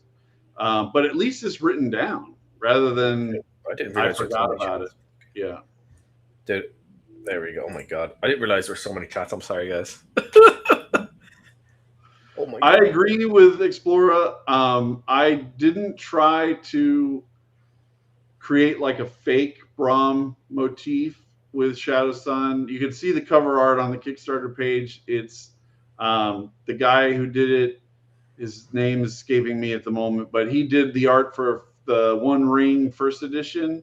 So it has a very warm, but kind of a classical painted look rather than Brahms look. Because I didn't want it to be like, I'm stealing his thunder in that respect. And I put a lot of thought into making the commissioned art and everything have its own distinctive feel. I like Brahms' art. A lot of it feels to me like just too 80s in the way that it's like people are walking around in bikinis when they would be getting sunburn, and they're wearing leather goods like they're in a S&M video. I do that kind of stuff. Although there are a few pieces that get close to that because some of my artists really were like, I want to make it look a little bit like that. There's a dwarf riding a bug. He probably looks the most S&M of all of my guys in the book, but I do think it's important to have your own distinctive style, not just copy from something else, or at least try to have different cultures or stuff look and show different to what's already out there. Especially like if it's good. See, this is the thing. It's good to have something which can be plugged into anything, So it's kind of generic, but maybe within that like generic sort of like setting or venture, have things that stand out a little bit more. Like maybe the culture over here is a little bit different. But you're doing an entire soul, basically an entire setting and an adventure world thing going on here. So you're trying to be like, okay, I want this to look nothing like anything that's out there at the moment. I want it to be very distinct. If you look at it, you're like, oh, I know this is straight away. And in that video that I was talking about earlier, that's It's on my Patreon page right now, for early access for free members. Mm. Um, it talks about how, like, if you want to start commissioning stuff, you should pick a handful of artists, not 20 artists. Have 3 or 4 artists at most, doing a very distinctive style so that you can stand out. And that if you do that in advance and you plan it out and you commission it, then it will cost you less money to do that, because the artist will give you a discounted price because you're giving them guaranteed work for a certain period of time. And it will cost you a lot less, and you can do it that way. But you have to, the great enemy of the tabletop role-playing game writer is planning and doing things ahead of time, because people are so impulsive and they're like, well, this book is done. I want to launch it right now. I don't want to wait for more art to come in over the next 3 months. So I'm going to order 20 pieces of art that I need from 20 different artists. So it will take one cycle to come back. Well, Yeah. it's not Take 2 weeks look, instead of 3 months. It's not going to look the same. It's not going to have a coherent style. Yeah. And so that's kind of, I get it. I'm super impulsive in this respect. I want to do that, but you have to have part of the reason why I made that video was to force myself to seriously evaluate what it would take to do that project, not just keep talking about it. Yeah, Tora made a comment that just popped up. I know we're far up in but Macrease he didn't. The thing that he didn't plan for, just for people that don't know, is that a lot of his pages that he thought he didn't need art for, because the chart went down maybe 3/4 to 7/8 of the page, still left some part of the art at the bottom underneath the table. And that it ended up happening. I heard him talk about this on one of the live shows. He was like, there were just so many places where I'm like, crap, I didn't plan for needing this much strip horizontal art at the bottom. Mm-hmm. And since he had already, committed money and time to all these artists to do it's color art, so you can't just get some stock art that is, mountains across the bottom in black and white and just put that there. Like, you have to have color art that goes across the bottom. That was a real problem for him. Yeah, and the Axe books have so much art in them as it is. Like I think it might be one of the more heavy. Oh yeah. Art style books as well. Not art style, maybe like in terms of art on most pages have some sort of art on it. Like it could be like a small little vignette portrait or something like that on top of, like you said, stuff on the bottom. And I think that's good. I think that's good. There's a tension between doing things in a way that's good for you as the producer versus doing things in a way that's good for the customer at the end. There was a book that I got gifted it at some point. I don't know. It was Von Richten's something for second edition. It was a Ravenloft supplement of some kind. I know I was gifted it because I don't have the Ravenloft stuff to go with it. I at the time didn't even really like Ravenloft, but as you flip through the book, you notice that there's like certain pieces of art that are in the book like 5 or 6 times. So like you'll see this cup that's being held by some, ominous looking dude, and then 20 pages later you'll see the same cup, and then 20 pages later you'll see the same cup. And you're like, what the hell is happening? And at first I thought it was me, but then I'm like, wait a minute, no, that art isn't it? And there were like 5 or 6 pieces of art that they just repeated through the book to save them money. Yeah. But the end user notices things like that. Yeah, that can be like things like, oh, we absolutely just forgot, or we didn't think we're going to need that much. They end up being bigger than we originally planned. That's the problem. That's the problem with all you freaking creative types, especially you psychopaths Well, who do like a think bunch of about stuff. like if you're commissioning art for Gods of the Forbidden North, right? How are you going to predict before you've written this chapter on the dungeon?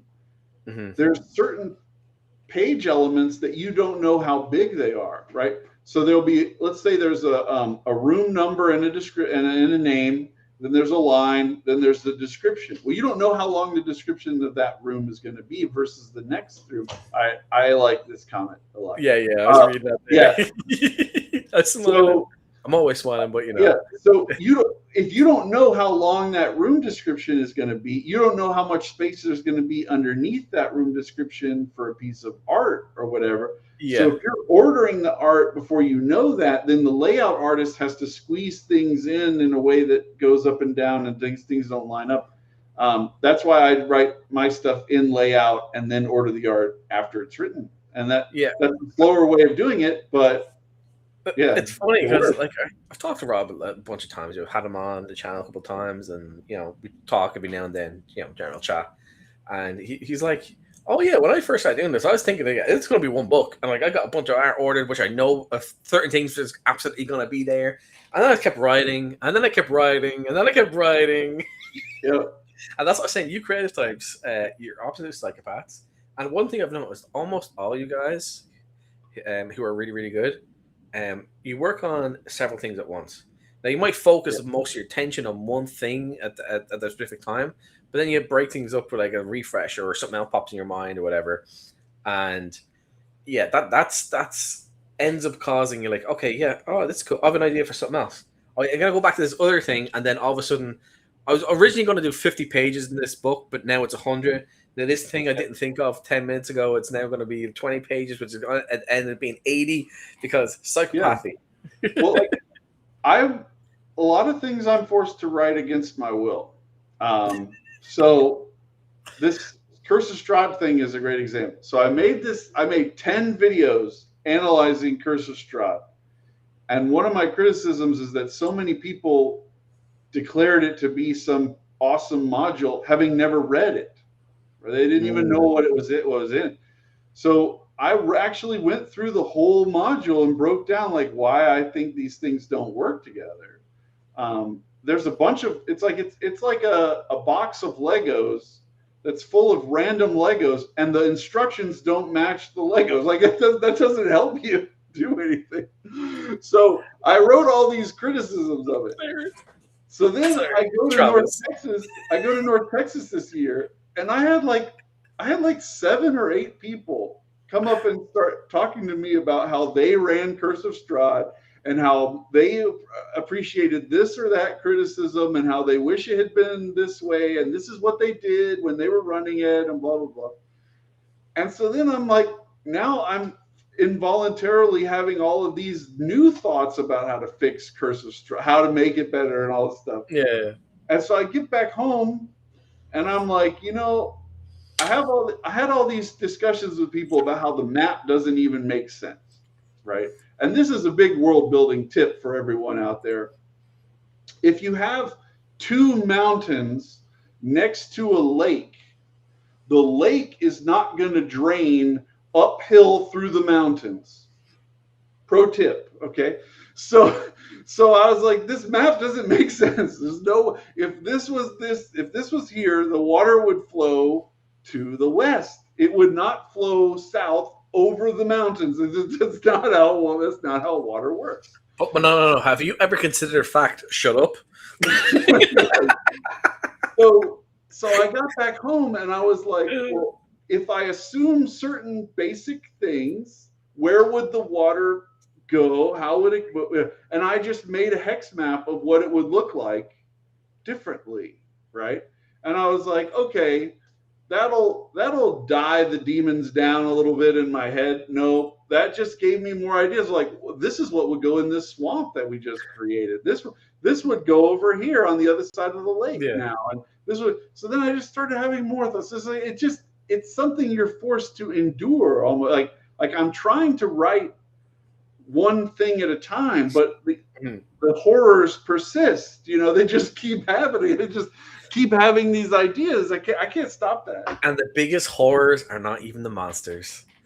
That's right. The worst thing is when you have to like come up with, you've got 20 ideas to go on a table and you need it to be a D100 table. Mm-hmm. And you're like, oh shit. You got to sit down and really think of what would be that. Those are the to write down the stuff that's just pouring out of your head without any prompting. That's easy. That's easy. Mm-hmm. What's hard is sitting down and writing the parts that you don't want to do, that aren't flowing out of your head, but that you need. They have to be in the book. You know, I can't write a setting book and be like, I'm not including monsters. You know, like it has to be in, like, there's certain things that have to be in there, and if your natural, you know, things emerging from your head don't fill that stuff, you have to sit down and work. That's the work part of it. You know? Yeah, and it might be like for one person, the thing that you're struggling with might be their easiest and best part.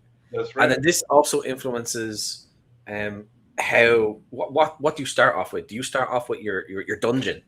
Do you start off with your dungeon and figure out from there, or do you have an idea how you want the world to be from the get-go? And then you're like, okay, yeah, now I want my dungeon to be like this because like the terrain they're on. Maybe we're, like you said, we're in a desert. So how would the dungeon in a desert behave to, you know, a dungeon in a world that's in an area that's full of swamps? How is that going to work? You know, so. And that goes to what we've been saying earlier of like I think that the guy who I've never talked to Gavin Norman. He wrote Dolmenwood. But I bet that he just had all of these ideas about a fairy forest. Yep. And so he was like, I don't have it all defined, so I'm going to release it as these zines, however you say it. And then eventually he did put together all the pieces. Whereas Rob Alderman, I think, came up with, and I think this is the real reason why the metaphysics kind of Skull God chapter is before everything else, is because that is the first thing that Rob got. I bet it is. I don't know. I talked to him about this, and I think he started off with the idea. I think it was the dimension worm. I think the Tesseract. Yeah. It was the Tesseract. The Tesseract. And then he worked worm and the Skull God. Yeah, and then everything was built around that. Yeah. So like why? Then it's like, why did Bellar come here? Oh, I need to find this out now. So, that's right. Yeah. yeah. There was some letter that J.R.R. Tolkien wrote to like a 10-year-old girl she had written him a letter asking him a question, and he said something like, "I don't know. I'll have to ask the elves what the answer is." Right, and it indicates like that, like. Things were like being revealed to him through his creativity. Like he didn't know how it worked until she asked. Mm-hmm. And then the way he even responded indicated that it was involuntary to him. You know, coming from, well, what would the elves say about this? Yeah, it's like you're. You know, it's like when you create a character, and you know when people do all this backstories. I don't like that. I can't do that. I never do that. Yeah. Yeah. So I'll create my character and I'll be like, okay, what weapon are you using? I'm playing it and see what happens. And then, I develop a personality for the character and how they might behave. You're unlocking things as you play. But like you said, with him, he was unlocking and finding things out by having questions asked which he never thought of. But he thought of so much. And this was after writing the book. This was like Lord of the Rings was out. All three, like this was like way after the fact, and he was still like, I don't know. Yeah, that's the thing. There's never an ending point until you just say, I just need to do something else, or that's it. You have to figure it out. Recently on another live stream, I can't remember where it was. It might have, it might have been with Yang and Zhao. I don't know. But I said, like, there was this documentary that came out right after Michael Jackson died. And there was a guy who worked on the stage crew that was building the set for his last the last performance that he was able to do before he died, and they were in like a rehearsal stage of some things, and Michael Jackson started doing some weird things, and his manager came out and was like, what are you doing? Like, that's not any of your stuff. And he goes, I'm just trying to work out a new sound. You know, like, so here's this dude who's been through all the Jackson 5, all the 80s stuff, all the stuff in the 90s, all of this changed his music, and he's like, I'm trying to work out something new. Like, that to me is, as a creative person, that is like the apex. That even at the end, he didn't know it was the end, right? But like all the way through, he was still trying to think, like, how can I make this work in a different way? Yeah, always pushing forward, trying to develop and have this thing. Maybe how can I change it? Maybe I can twist it up a little bit, or maybe I heard something somewhere. Maybe I can play with that, and you know, it kind of reminds me a little bit of in Back to the Future. Your kids are gonna love it. You know, yeah. They don't see what's coming down the line, and you know, yeah. That's right. Well, Travis here. It's kind of like running a hex crawl. What's in that hex? Well, let me go check. Yeah. I made a Patreon post a while back about that. There's basically 3 types of creation. One is pure creation, like it totally unaffected by anything else. You just have this spontaneous idea in your head for a thing. And then there's a interpretive level of creation, which is that like hex crawl. Like I made a few dice rolls. I got a little bit of information, and I'm going to interpret what it means in order to do stuff. And that interpretive creation is a huge part of being a GM, right? A massive part of role-playing game as a whole. Actual moments of pure unmodified creation is very rare. And then the third way is correction, that you see something and you're like, this is not working right. It would work like this. And you can't have that idea if there's nothing broken, right? So I think a lot of the things that I think about, like Curse of Strahd, is I see that it's broken and my brain goes, it would work better like this. It's not that I want to write a vampire thing like Ravenloft. It's just looking at their broken thing makes me go, oh, it would work like this actually better. It physically hurts your soul, and you're like, just do this one thing. Just do it. And then there's another one thing, and then another one thing, and another one thing. It won't be broken if you do that. Yeah. So that's kind of I think those 3 methods really drive role-playing games forward. And there's a lot of people who looked at kind of bad GMing, and they created story games. I've said before, like every time a GM is horrible, a story game gets their wings, because all story games are designed to take the power away from the GM that is, done something horrible in that author's past game life. So they lived through a game where the GM was, every time they were like, I look in here and does it have this? No. I look in here, is it that? No. So they make a mechanic. I roll, and if I get a high enough roll, it's in the thing. Like, I don't have to worry about the GM telling me that it's there or not. That all the story game mechanics are built around that kind of pain. So I think that there's a huge amount of the hobby that's built in that way through those 3 forces. And that's why, there's people who've come up with 100 different types of elves and different types of dwarves and different types of halflings, because people see things that exist and they will riff on it to create new things. And then occasionally you do get like a totally new thing.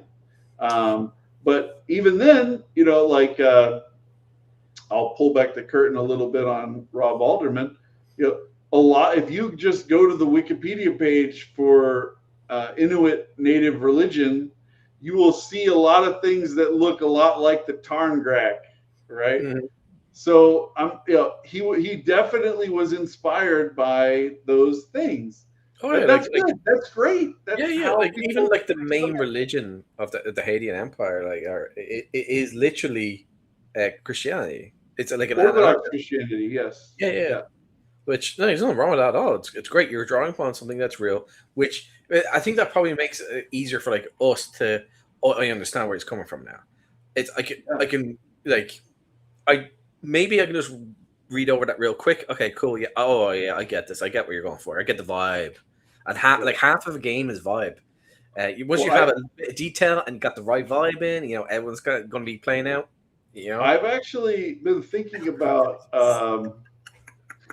I've been thinking about breaking from Rob's decision. So that we had an issue where the cleric in our party, he's the highest level character in our game group, and he wanted to know if the church had a prohibition on slavery. And I was like, well, they're based on Romans, so I'm thinking no. Romans didn't have a anti-slavery angle, and then Rob was in the Discord group where we're having this conversation, and so we tagged him and we were like, "What do you think?" And he was like, "Oh yeah, they would be against that kind of thing." And then over time, the more I'm like, maybe not, maybe not, maybe they're like righteous fury Orthodox something, like let's make it like that. And I was like, they're fine with it. They're fine with it doing that, and that'll be the way that they are in my game, and other people will run it a different way. Yep. But how do you determine what's the true correct behavior of an imaginary religion in a book that anybody can run however they want? I think this is like one of the best things about the hobby is like we said earlier and what you said there. I can play in your game and we can go back and play in my game in the same setting, but you might do things completely different to how I do it, and we're both doing it completely different to how it's intended to be played. That's right. Which is a great thing because then maybe I'm playing your game or we're doing something, whatever, and I'm like, oh, that's a good idea. I can take off that. But maybe one of your players done something which inspired you to be like, oh, that's a really good idea. They said something passing. Have you played Fallout 4?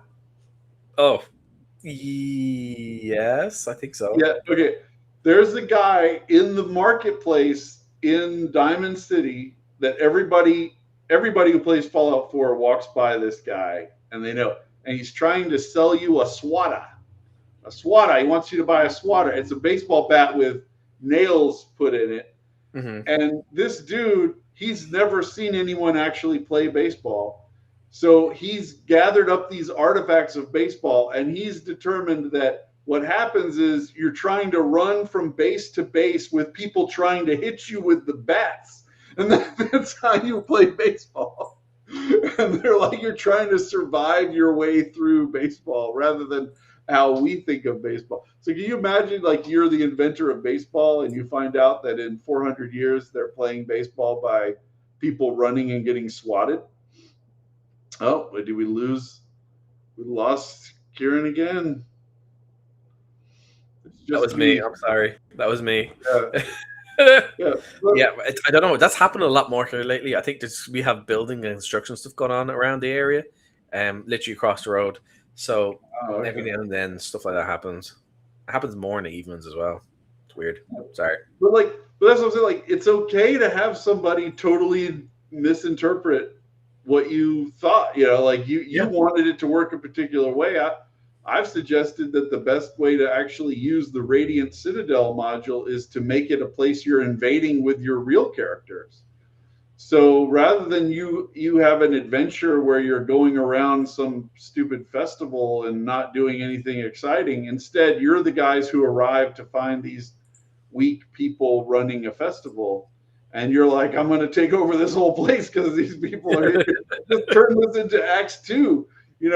I'm gonna run this as my domain now because these people they can't defend themselves. They have no combat ability. So you can use the module for whatever you want. Yeah, and you can just even from that you can just take aspects of it and then put it into your game. You don't need to take entire books, or you can just take sections of things and modify them, make them fit your setting, your world, or even if you have an adventure you like and it maybe doesn't match with the setting, plug it in and just get the vibe going, get the feels right, change a few things here and there, and guess what? It's going to work. Just put a little more effort in, especially with something that you really like and you think, oh, that it could work if I do X, Y, and Z. Well, I could use like Tomb of Morkal from Gods of Forbidden North in Shadow Sun, Mm-hmm. just by changing it up so that there's a cliff. It's still a cliff. It's very hard to get down the cliff. Maybe there's dust sinks underneath the cliff, so it's like water. But if you fall, you're gonna drown in this stuff. And then instead of a little stream running through the place, it's like quicksand that's like leaking, it's pouring through. It's hot and it's hard to. So it feels totally different, but it uses a lot of that stuff that Rob wrote, and it would be, not even in the right setting. Just take the map and drop it into a different setting and say, this is how it works here. Yeah, and you just change a few things, but you got the vibe right. Like, That's right. So much of a game is vibe. I keep saying this over and over to people. Like I had Matt on last week, and vibe is literally half of everything in a world. You could have the most well constructed, in theory, like everything should work perfectly, but if everything is just, it's like if you take a system from one game and another system from another, they both work really well, and you combine them together. It doesn't necessarily mean they're going to work good together. But if you put in a little extra work, maybe those things will work better, and you're getting the vibe in. I think I said that wrong. I'm sorry. It's 1:30 in the morning here. There's an argument in the OSR that one of the advantages of these old school systems is that they're not a unified mechanic. So if you have a D20 mechanic for resolving attribute checks, but you have your thief skills are on percentiles or D6, like in a lot of, like there's Lamentation of the Flame Princess, and there's some OSC alternate rules to use a D6 for your thief skills, and then you run magic on a totally different system and you do this. Then by doing that, you can plug and punch things and move them around.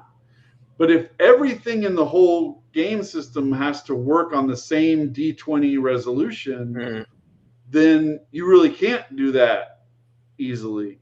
So I think there is an advantage to having modularity within the systems. Yeah, it definitely. I think it adds to the potential of the stuff you can use. You can borrow. You can just drop in, like you said, change. You go from an icy wasteland to a desert setting, like you just said. When you can do that, you have your creatures and stuff in there. Like it's when people look at like Shadow Dark, and then they look at, say, some random OSR game or monster book, they'll look at the creatures, for example, and they'll think, oh, they're completely different than how everything works, because Shadow Dark, it will have +2 for intelligence and +1 on strength. Well, what that is literally like a 14 and then like a 16. That's essentially what it is. You just look at a chart in the Shadow Dark. It's not crazy. Just at first glance, you're like, oh, it's completely different, but it's not. Shadow Dark is great. It's lots of fun. It's one of my favorite systems. It's essentially BX with some rules changes, and everything just works really well. And it's great, and I hope it keeps growing the way it is. Like, I know in the cons in the US, it's growing more and more as like people playing. Which North Texas is an old school con, specifically in its design, and AD&D was the largest number of games there, 37 or 39, I think it was, and then Shadow Dark was either 36 or 30, like one instance underneath it, right? Yeah. So there's definitely a huge amount of people that appreciate it. I personally, I like so many games, it's hard to ever say this is like my favorite game. Yeah, I know what you mean. I don't want to play one game. I want to play 4 or 5 games. I want to test out the game that's coming out next week and see if I like it. That's right. Yeah. But I do think that what Shadow Dark represents is a combination of things that the majority of people like the most. So like there's a reason why people really love Mexican food. It's because beef and cheese and lettuce and tomato and flour and corn put together in a bunch of different ways is that's what people really like. It doesn't matter whether it's a tamale or a taco or a burrito or nachos or whatever. Like that, it satisfies the largest number of people. Yeah. Whereas there's other cuisines that may be appreciated by a large number of people, but just not as many people, right? Yeah. Not as many people are going to like sauerkraut as like tacos. That's just reality, right? So like I can go and have a meal where I eat sauerkraut, but I know that tacos will be the most favored meal that I should offer to my people I don't know at some random party, right? Like if you throw your launch party and you serve sauerkraut to everybody, it probably will not go as well as if you choose hot dogs or tacos or barbecue or whatever like that. Like you want to pick a food that will satisfy the largest number of people. So I think to me that's the strongest argument for Shadow Dark, is especially in like a convention setting or a pickup game or a new group of people. It's very effective at satisfying everybody's needs. And I really love games like Axe 2. I love games like Alien. Those are very specific tastes that aren't as widely shared. That's true. I'm not really a huge fan of advantage and disadvantage. I'm a very analytically minded person, and I would rather have a +3 or a +5 rather than rolling with advantage. Yeah. But I get that there's people who appreciate it, right? Yeah, chocolate. A lot of people like chocolate. I don't know if you know. Yeah. So if you have a choice between trying to serve chocolate or licorice, you should probably go with chocolate. It's just yeah. What's this chocolate you speak of? I have not been just beamed down from my spaceship. What is chocolate? Yes. But so no, that's true for sure. The way it is. Yeah. Like I said, with advantage and disadvantage stuff, it's I'm sort of like it's okay. I would rather, like you said, I would rather you are in you're in a position over the enemy. You're coming down from above them, you have a reach weapon. You maybe have some extra abilities on you, or whatever. Or, you're gonna have an extra +1, +2, whatever the case might be. Exactly. Yeah. I rather that myself. But I'm not gonna bitch and moan and be like, oh no, I get to roll 2d20 or whatever, and then take the. It's not like a horrible thing. I forget to do luck token things all the time because it just doesn't. It doesn't think. If you make the roll and you fail, then in my mind, like that, it was decided. It is decidedly so. The Magic 8 Ball has told you. Okay, but there's times where we're playing in OSC, playing Gods of the North, and a horrible result will come down. And one of my guys, David Persabilla, he'll be like, man, a luck token would really help out right now. Because he plays a lot of Shadow Dark, and he's like, oh, man, I really wish I had a luck token. But you don't. You die. You get hit by the fireball or whatever happens, It is what it is. That's the thing, because each game has their own strength or has their own unique thing they can add. There is a lot of games where it's basically just copycats and they don't add much to it. But there are games which are like they're copying other systems that came out of the past, but they're adding to it. They're doing something different, and that makes it feels different. And again, it goes back to the vibe as well. It's going to bring back the vibe. Like when you look at Shadow Dark, when that launched, there was no setting. There was no. That's right. It's all based on the art, really. Yeah, it was all based upon the art, and there we go. So the art was based on the vibe and the feel, So, mix that in with like, okay, the torch mechanic. Okay, I get it. Everything's dark, everything's dangerous, you're blind, you have all these weird, creepy monsters and stuff coming out. Like on the cover art, it's just you're like, oh fuck, yeah, I know what's going on here. Yeah, this is not gonna be we're not having little torches and like having a little dance party in the field with luscious greenness, it's Well, you're going to hell. here's a great example. Okay, so in Gods of Forbidden North Volume 2, there are connecting adventures that help you transition from the content of Volume 1 into going down into the underworld. Mhm. All three of there's three little adventures.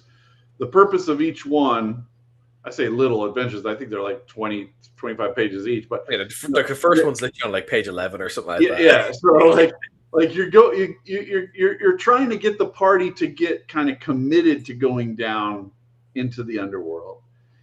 And there's a room where there's a waterfall, and then you have to kind of go across this pool and go up the steps on the other side into a place. Mhm. And my guys have their seventh level characters. Some of they have continual light spells. They have one of them has a shield with continual light cast on it, Oh so just wow. constantly light. Yeah, yeah.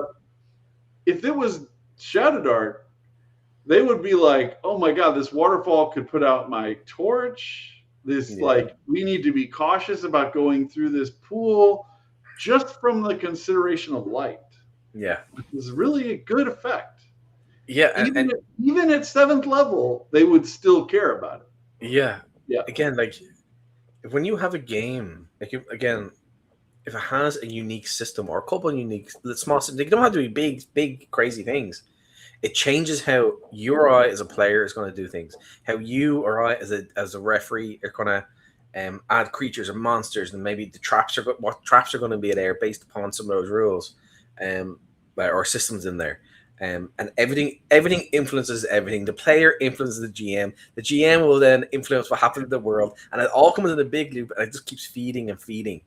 Which which this is how you create. This is how great things get created. One of the things that I'm going to be, I kind of feel incumbent upon doing this, but I have the player companion, the GM companion for Shadow Dark.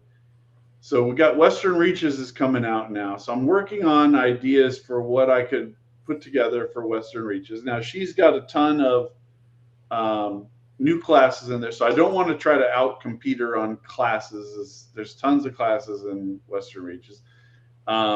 She put in a system that's pretty good for race. It's got a nice choice of ancestries. It's not really as much of an opportunity there. So I'm looking for a lot of ways to make equipment much more important in the way that the game mechanics worked. In the player companion, I have baskets and things that you can use to kind of consolidate. If you're willing to have one hand be occupied, you can carry a couple extra gear slots in a basket, for instance. Stuff like that. But one of the things I want to make the focus of this is managing your equipment on these long overland journeys and going into dungeons and stuff. Because if you've got 3 torches and you hike 5 hexes into the wilderness with just 3 torches, like that's going to be really hard for you when if you start losing your torches. Yeah, So I try to think of ways that I could help them free up gear slots, ways that I could help people. Like, so you come to town and you can consolidate. It's like even in the Shadow Dark books, right? There's tons of treasure that you can find, necklaces and gemstones and stuff. But what if we write the stuff in the player facing book so that like you go to town and you're like, I'm going to put all my very heavy gold pieces and stuff into a necklace that I can then wear that won't take up a gear slot. yeah, Right. So coming up with things like that to interact with the systems, I would never even need to do those things for OSC. yeah. Because it's a different mechanical aspect. So the mechanical aspects of the game have a huge impact on how things work, regardless of the setting. And then again, how the players interact with it, and then how you're going to implement that as well. It's again, It's the circle of life, as Travis said. Yeah. But yeah, I'll bring this up just because we've mentioned it a ton of times, and I Yeah. think we should probably go over it because there is actually quite a bit on here that people can go on and read. It's basically like the pre-launch page, but it almost looks like a launch page. Yeah. Well, last year when I did Shadow City, I was Yeah. my first time doing a Kickstarter, and I spent tons of time building out the page. And then it was like, do you want to turn on your preview page? And I was like, sure. And I thought it would just give you the preview of the things that I'd already built. But in Kickstarter, it's actually two different pages. So I had to really quickly, I launched it live with Dungeons and Dyslexia, and I had to go through and really quickly copy over the whole thing that I'd made into this preview page. So I put a lot of thought into the preview page this time around. You're like, I got ahead of these mofos. I am not going to screw up again. Yes. But like when you talked about earlier, you can get the quick guide here, and it's like what? It's like 100. I think it's like 110, 120 pages. 130 pages. Yeah. 130. Jesus, there's a lot in there, so you guys can go check it out, get a preview. It's got an idea what's going to be going on in this, and then you get a description of everything here, like how to create first level character, different starting gear, 24 arcane spells, nature spells, psionics, all this stuff here. And this is a Matt Jackson map for the sample adventure, and there is a little bit of that Dyson effect that we were talking about earlier, but this has a very unique vibe. Nobody would be like, oh, this is just a stock art dungeon. Yeah, it's literally like a giant corpse. Yeah, it's a golem, basically a huge golem that fell over. And that heart, you can see the heart is labeled with the 15, yet the heart is a magical crystal that's beating, and it's mutating all of the giant ants that have dug the interior of this golem out. So these giant ants came in and dug out the golem just as a living space, but the heart is still radiating energy and psionics and magic and stuff, and it's warped the ants all over the place. Dude, that's cool. Yeah, I remember when this launched, I was like, "Oh, Chubby, yes, click." I always click your stuff.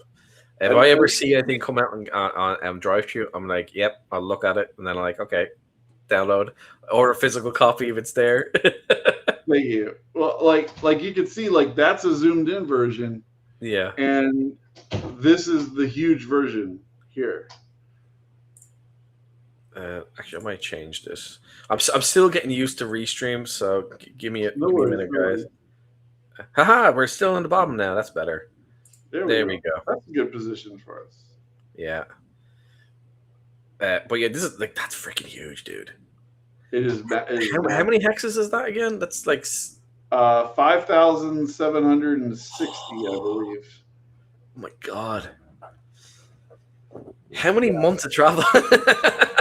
Well, each one of those hexes is a 20-mile hex. Also. Oh wow, you're going with the big boys. Okay. So there's actually Okay. Let me take over the share for a second. Yeah. I'll let you do because I'm a dumbass. If you go to I have to actually open it in Photoshop to show this kind of stuff.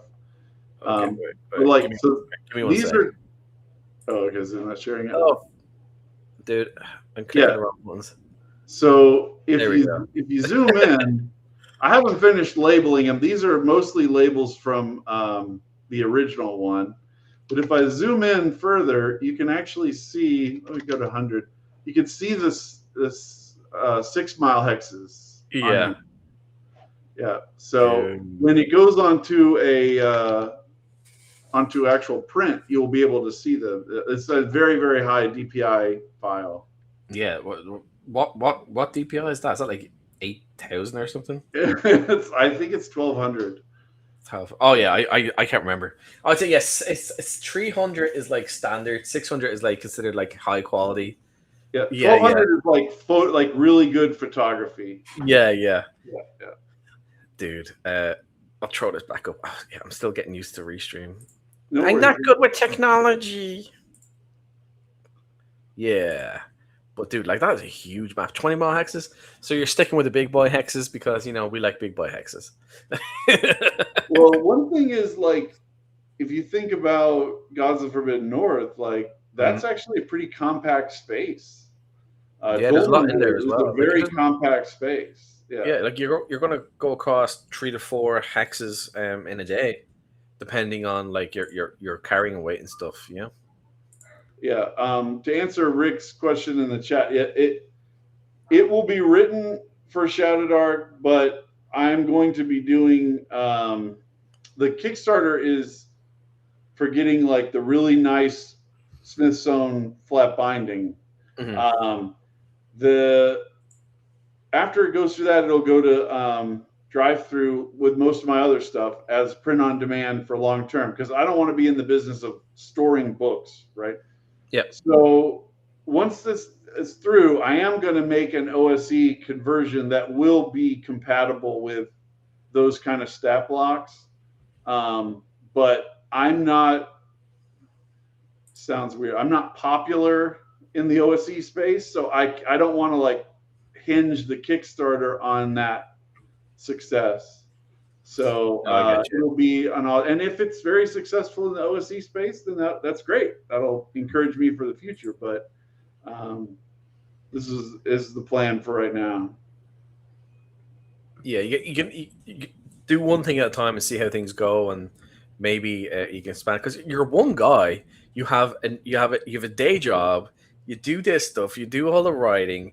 Then you have like, oh, I'm going to spend time with my family. You know, you're Ooh, essentially doing just 2 full-time jobs. Yeah, like 2 full-time jobs plus family and life yeah. stuff. Yeah, and yeah, as anyone knows who's obviously watching this, like you are one of the best Shadow Dark creators, and Thank one of the you. better like general like RPG creators out there. Like people should go back and check out some of your older stuff. That's great. Like I think people should also check out Ambition and Avarice too. It's absolutely brilliant. Thank you. But yeah, here's your player guide here. Yeah, the player guide. I actually have. Let me see, it's over here. I have a like a proof copy. I don't have the GM proof copy yet, but this is about how big it will be. Nope, one bigger. There we go. Yep. So Oh, nice. I ordered one just to get a sense of the kind of you want to make sure the cover is working right and all this stuff, even though you haven't finished all the pages. Mm. So I've got some pages where it's still blank.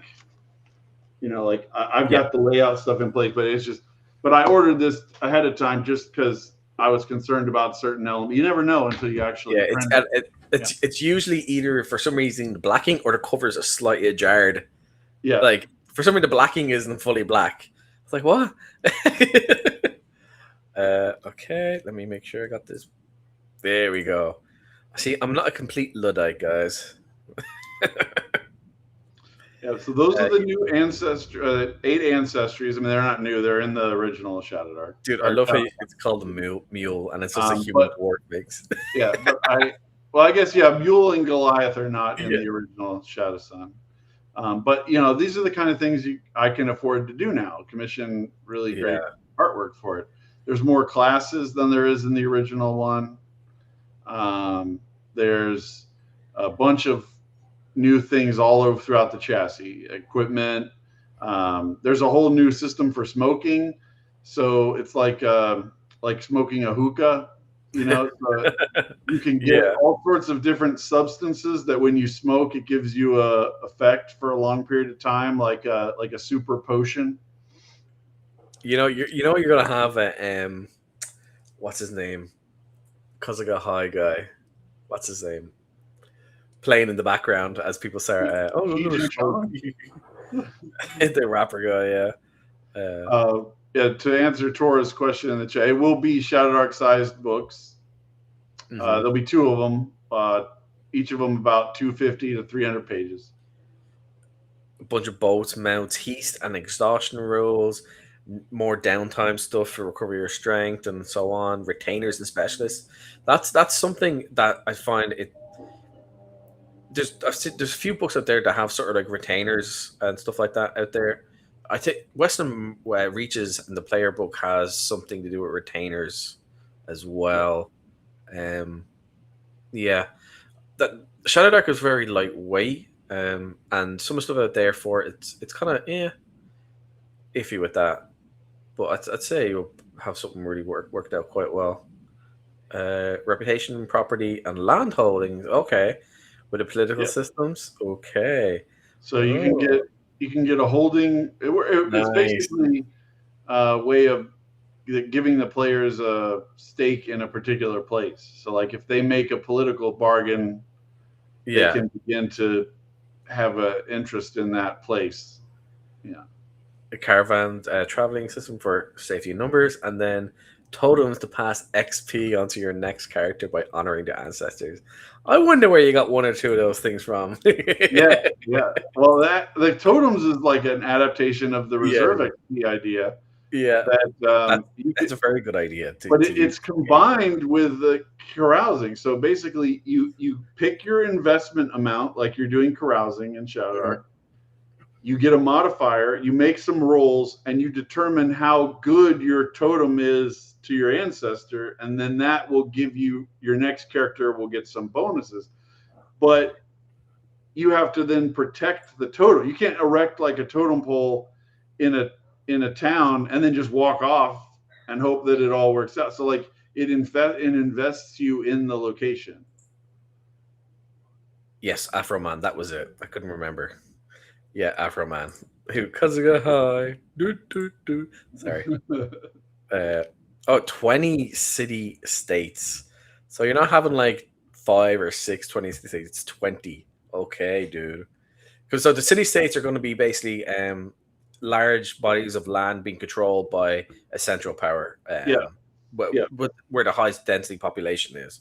So that's right. okay, cool. That's awesome.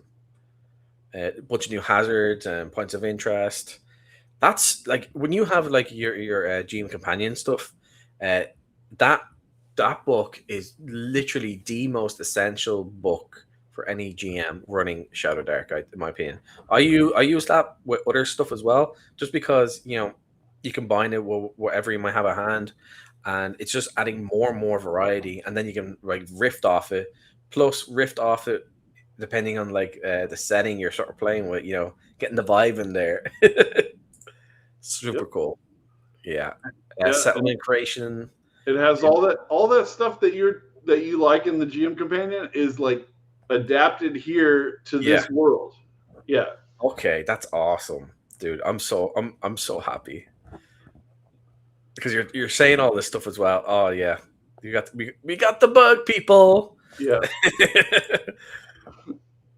Go And then folk. I Yeah. also innovated here in this section on the monsters. You can see I've added sections to the way the Shadow Dark stat block works.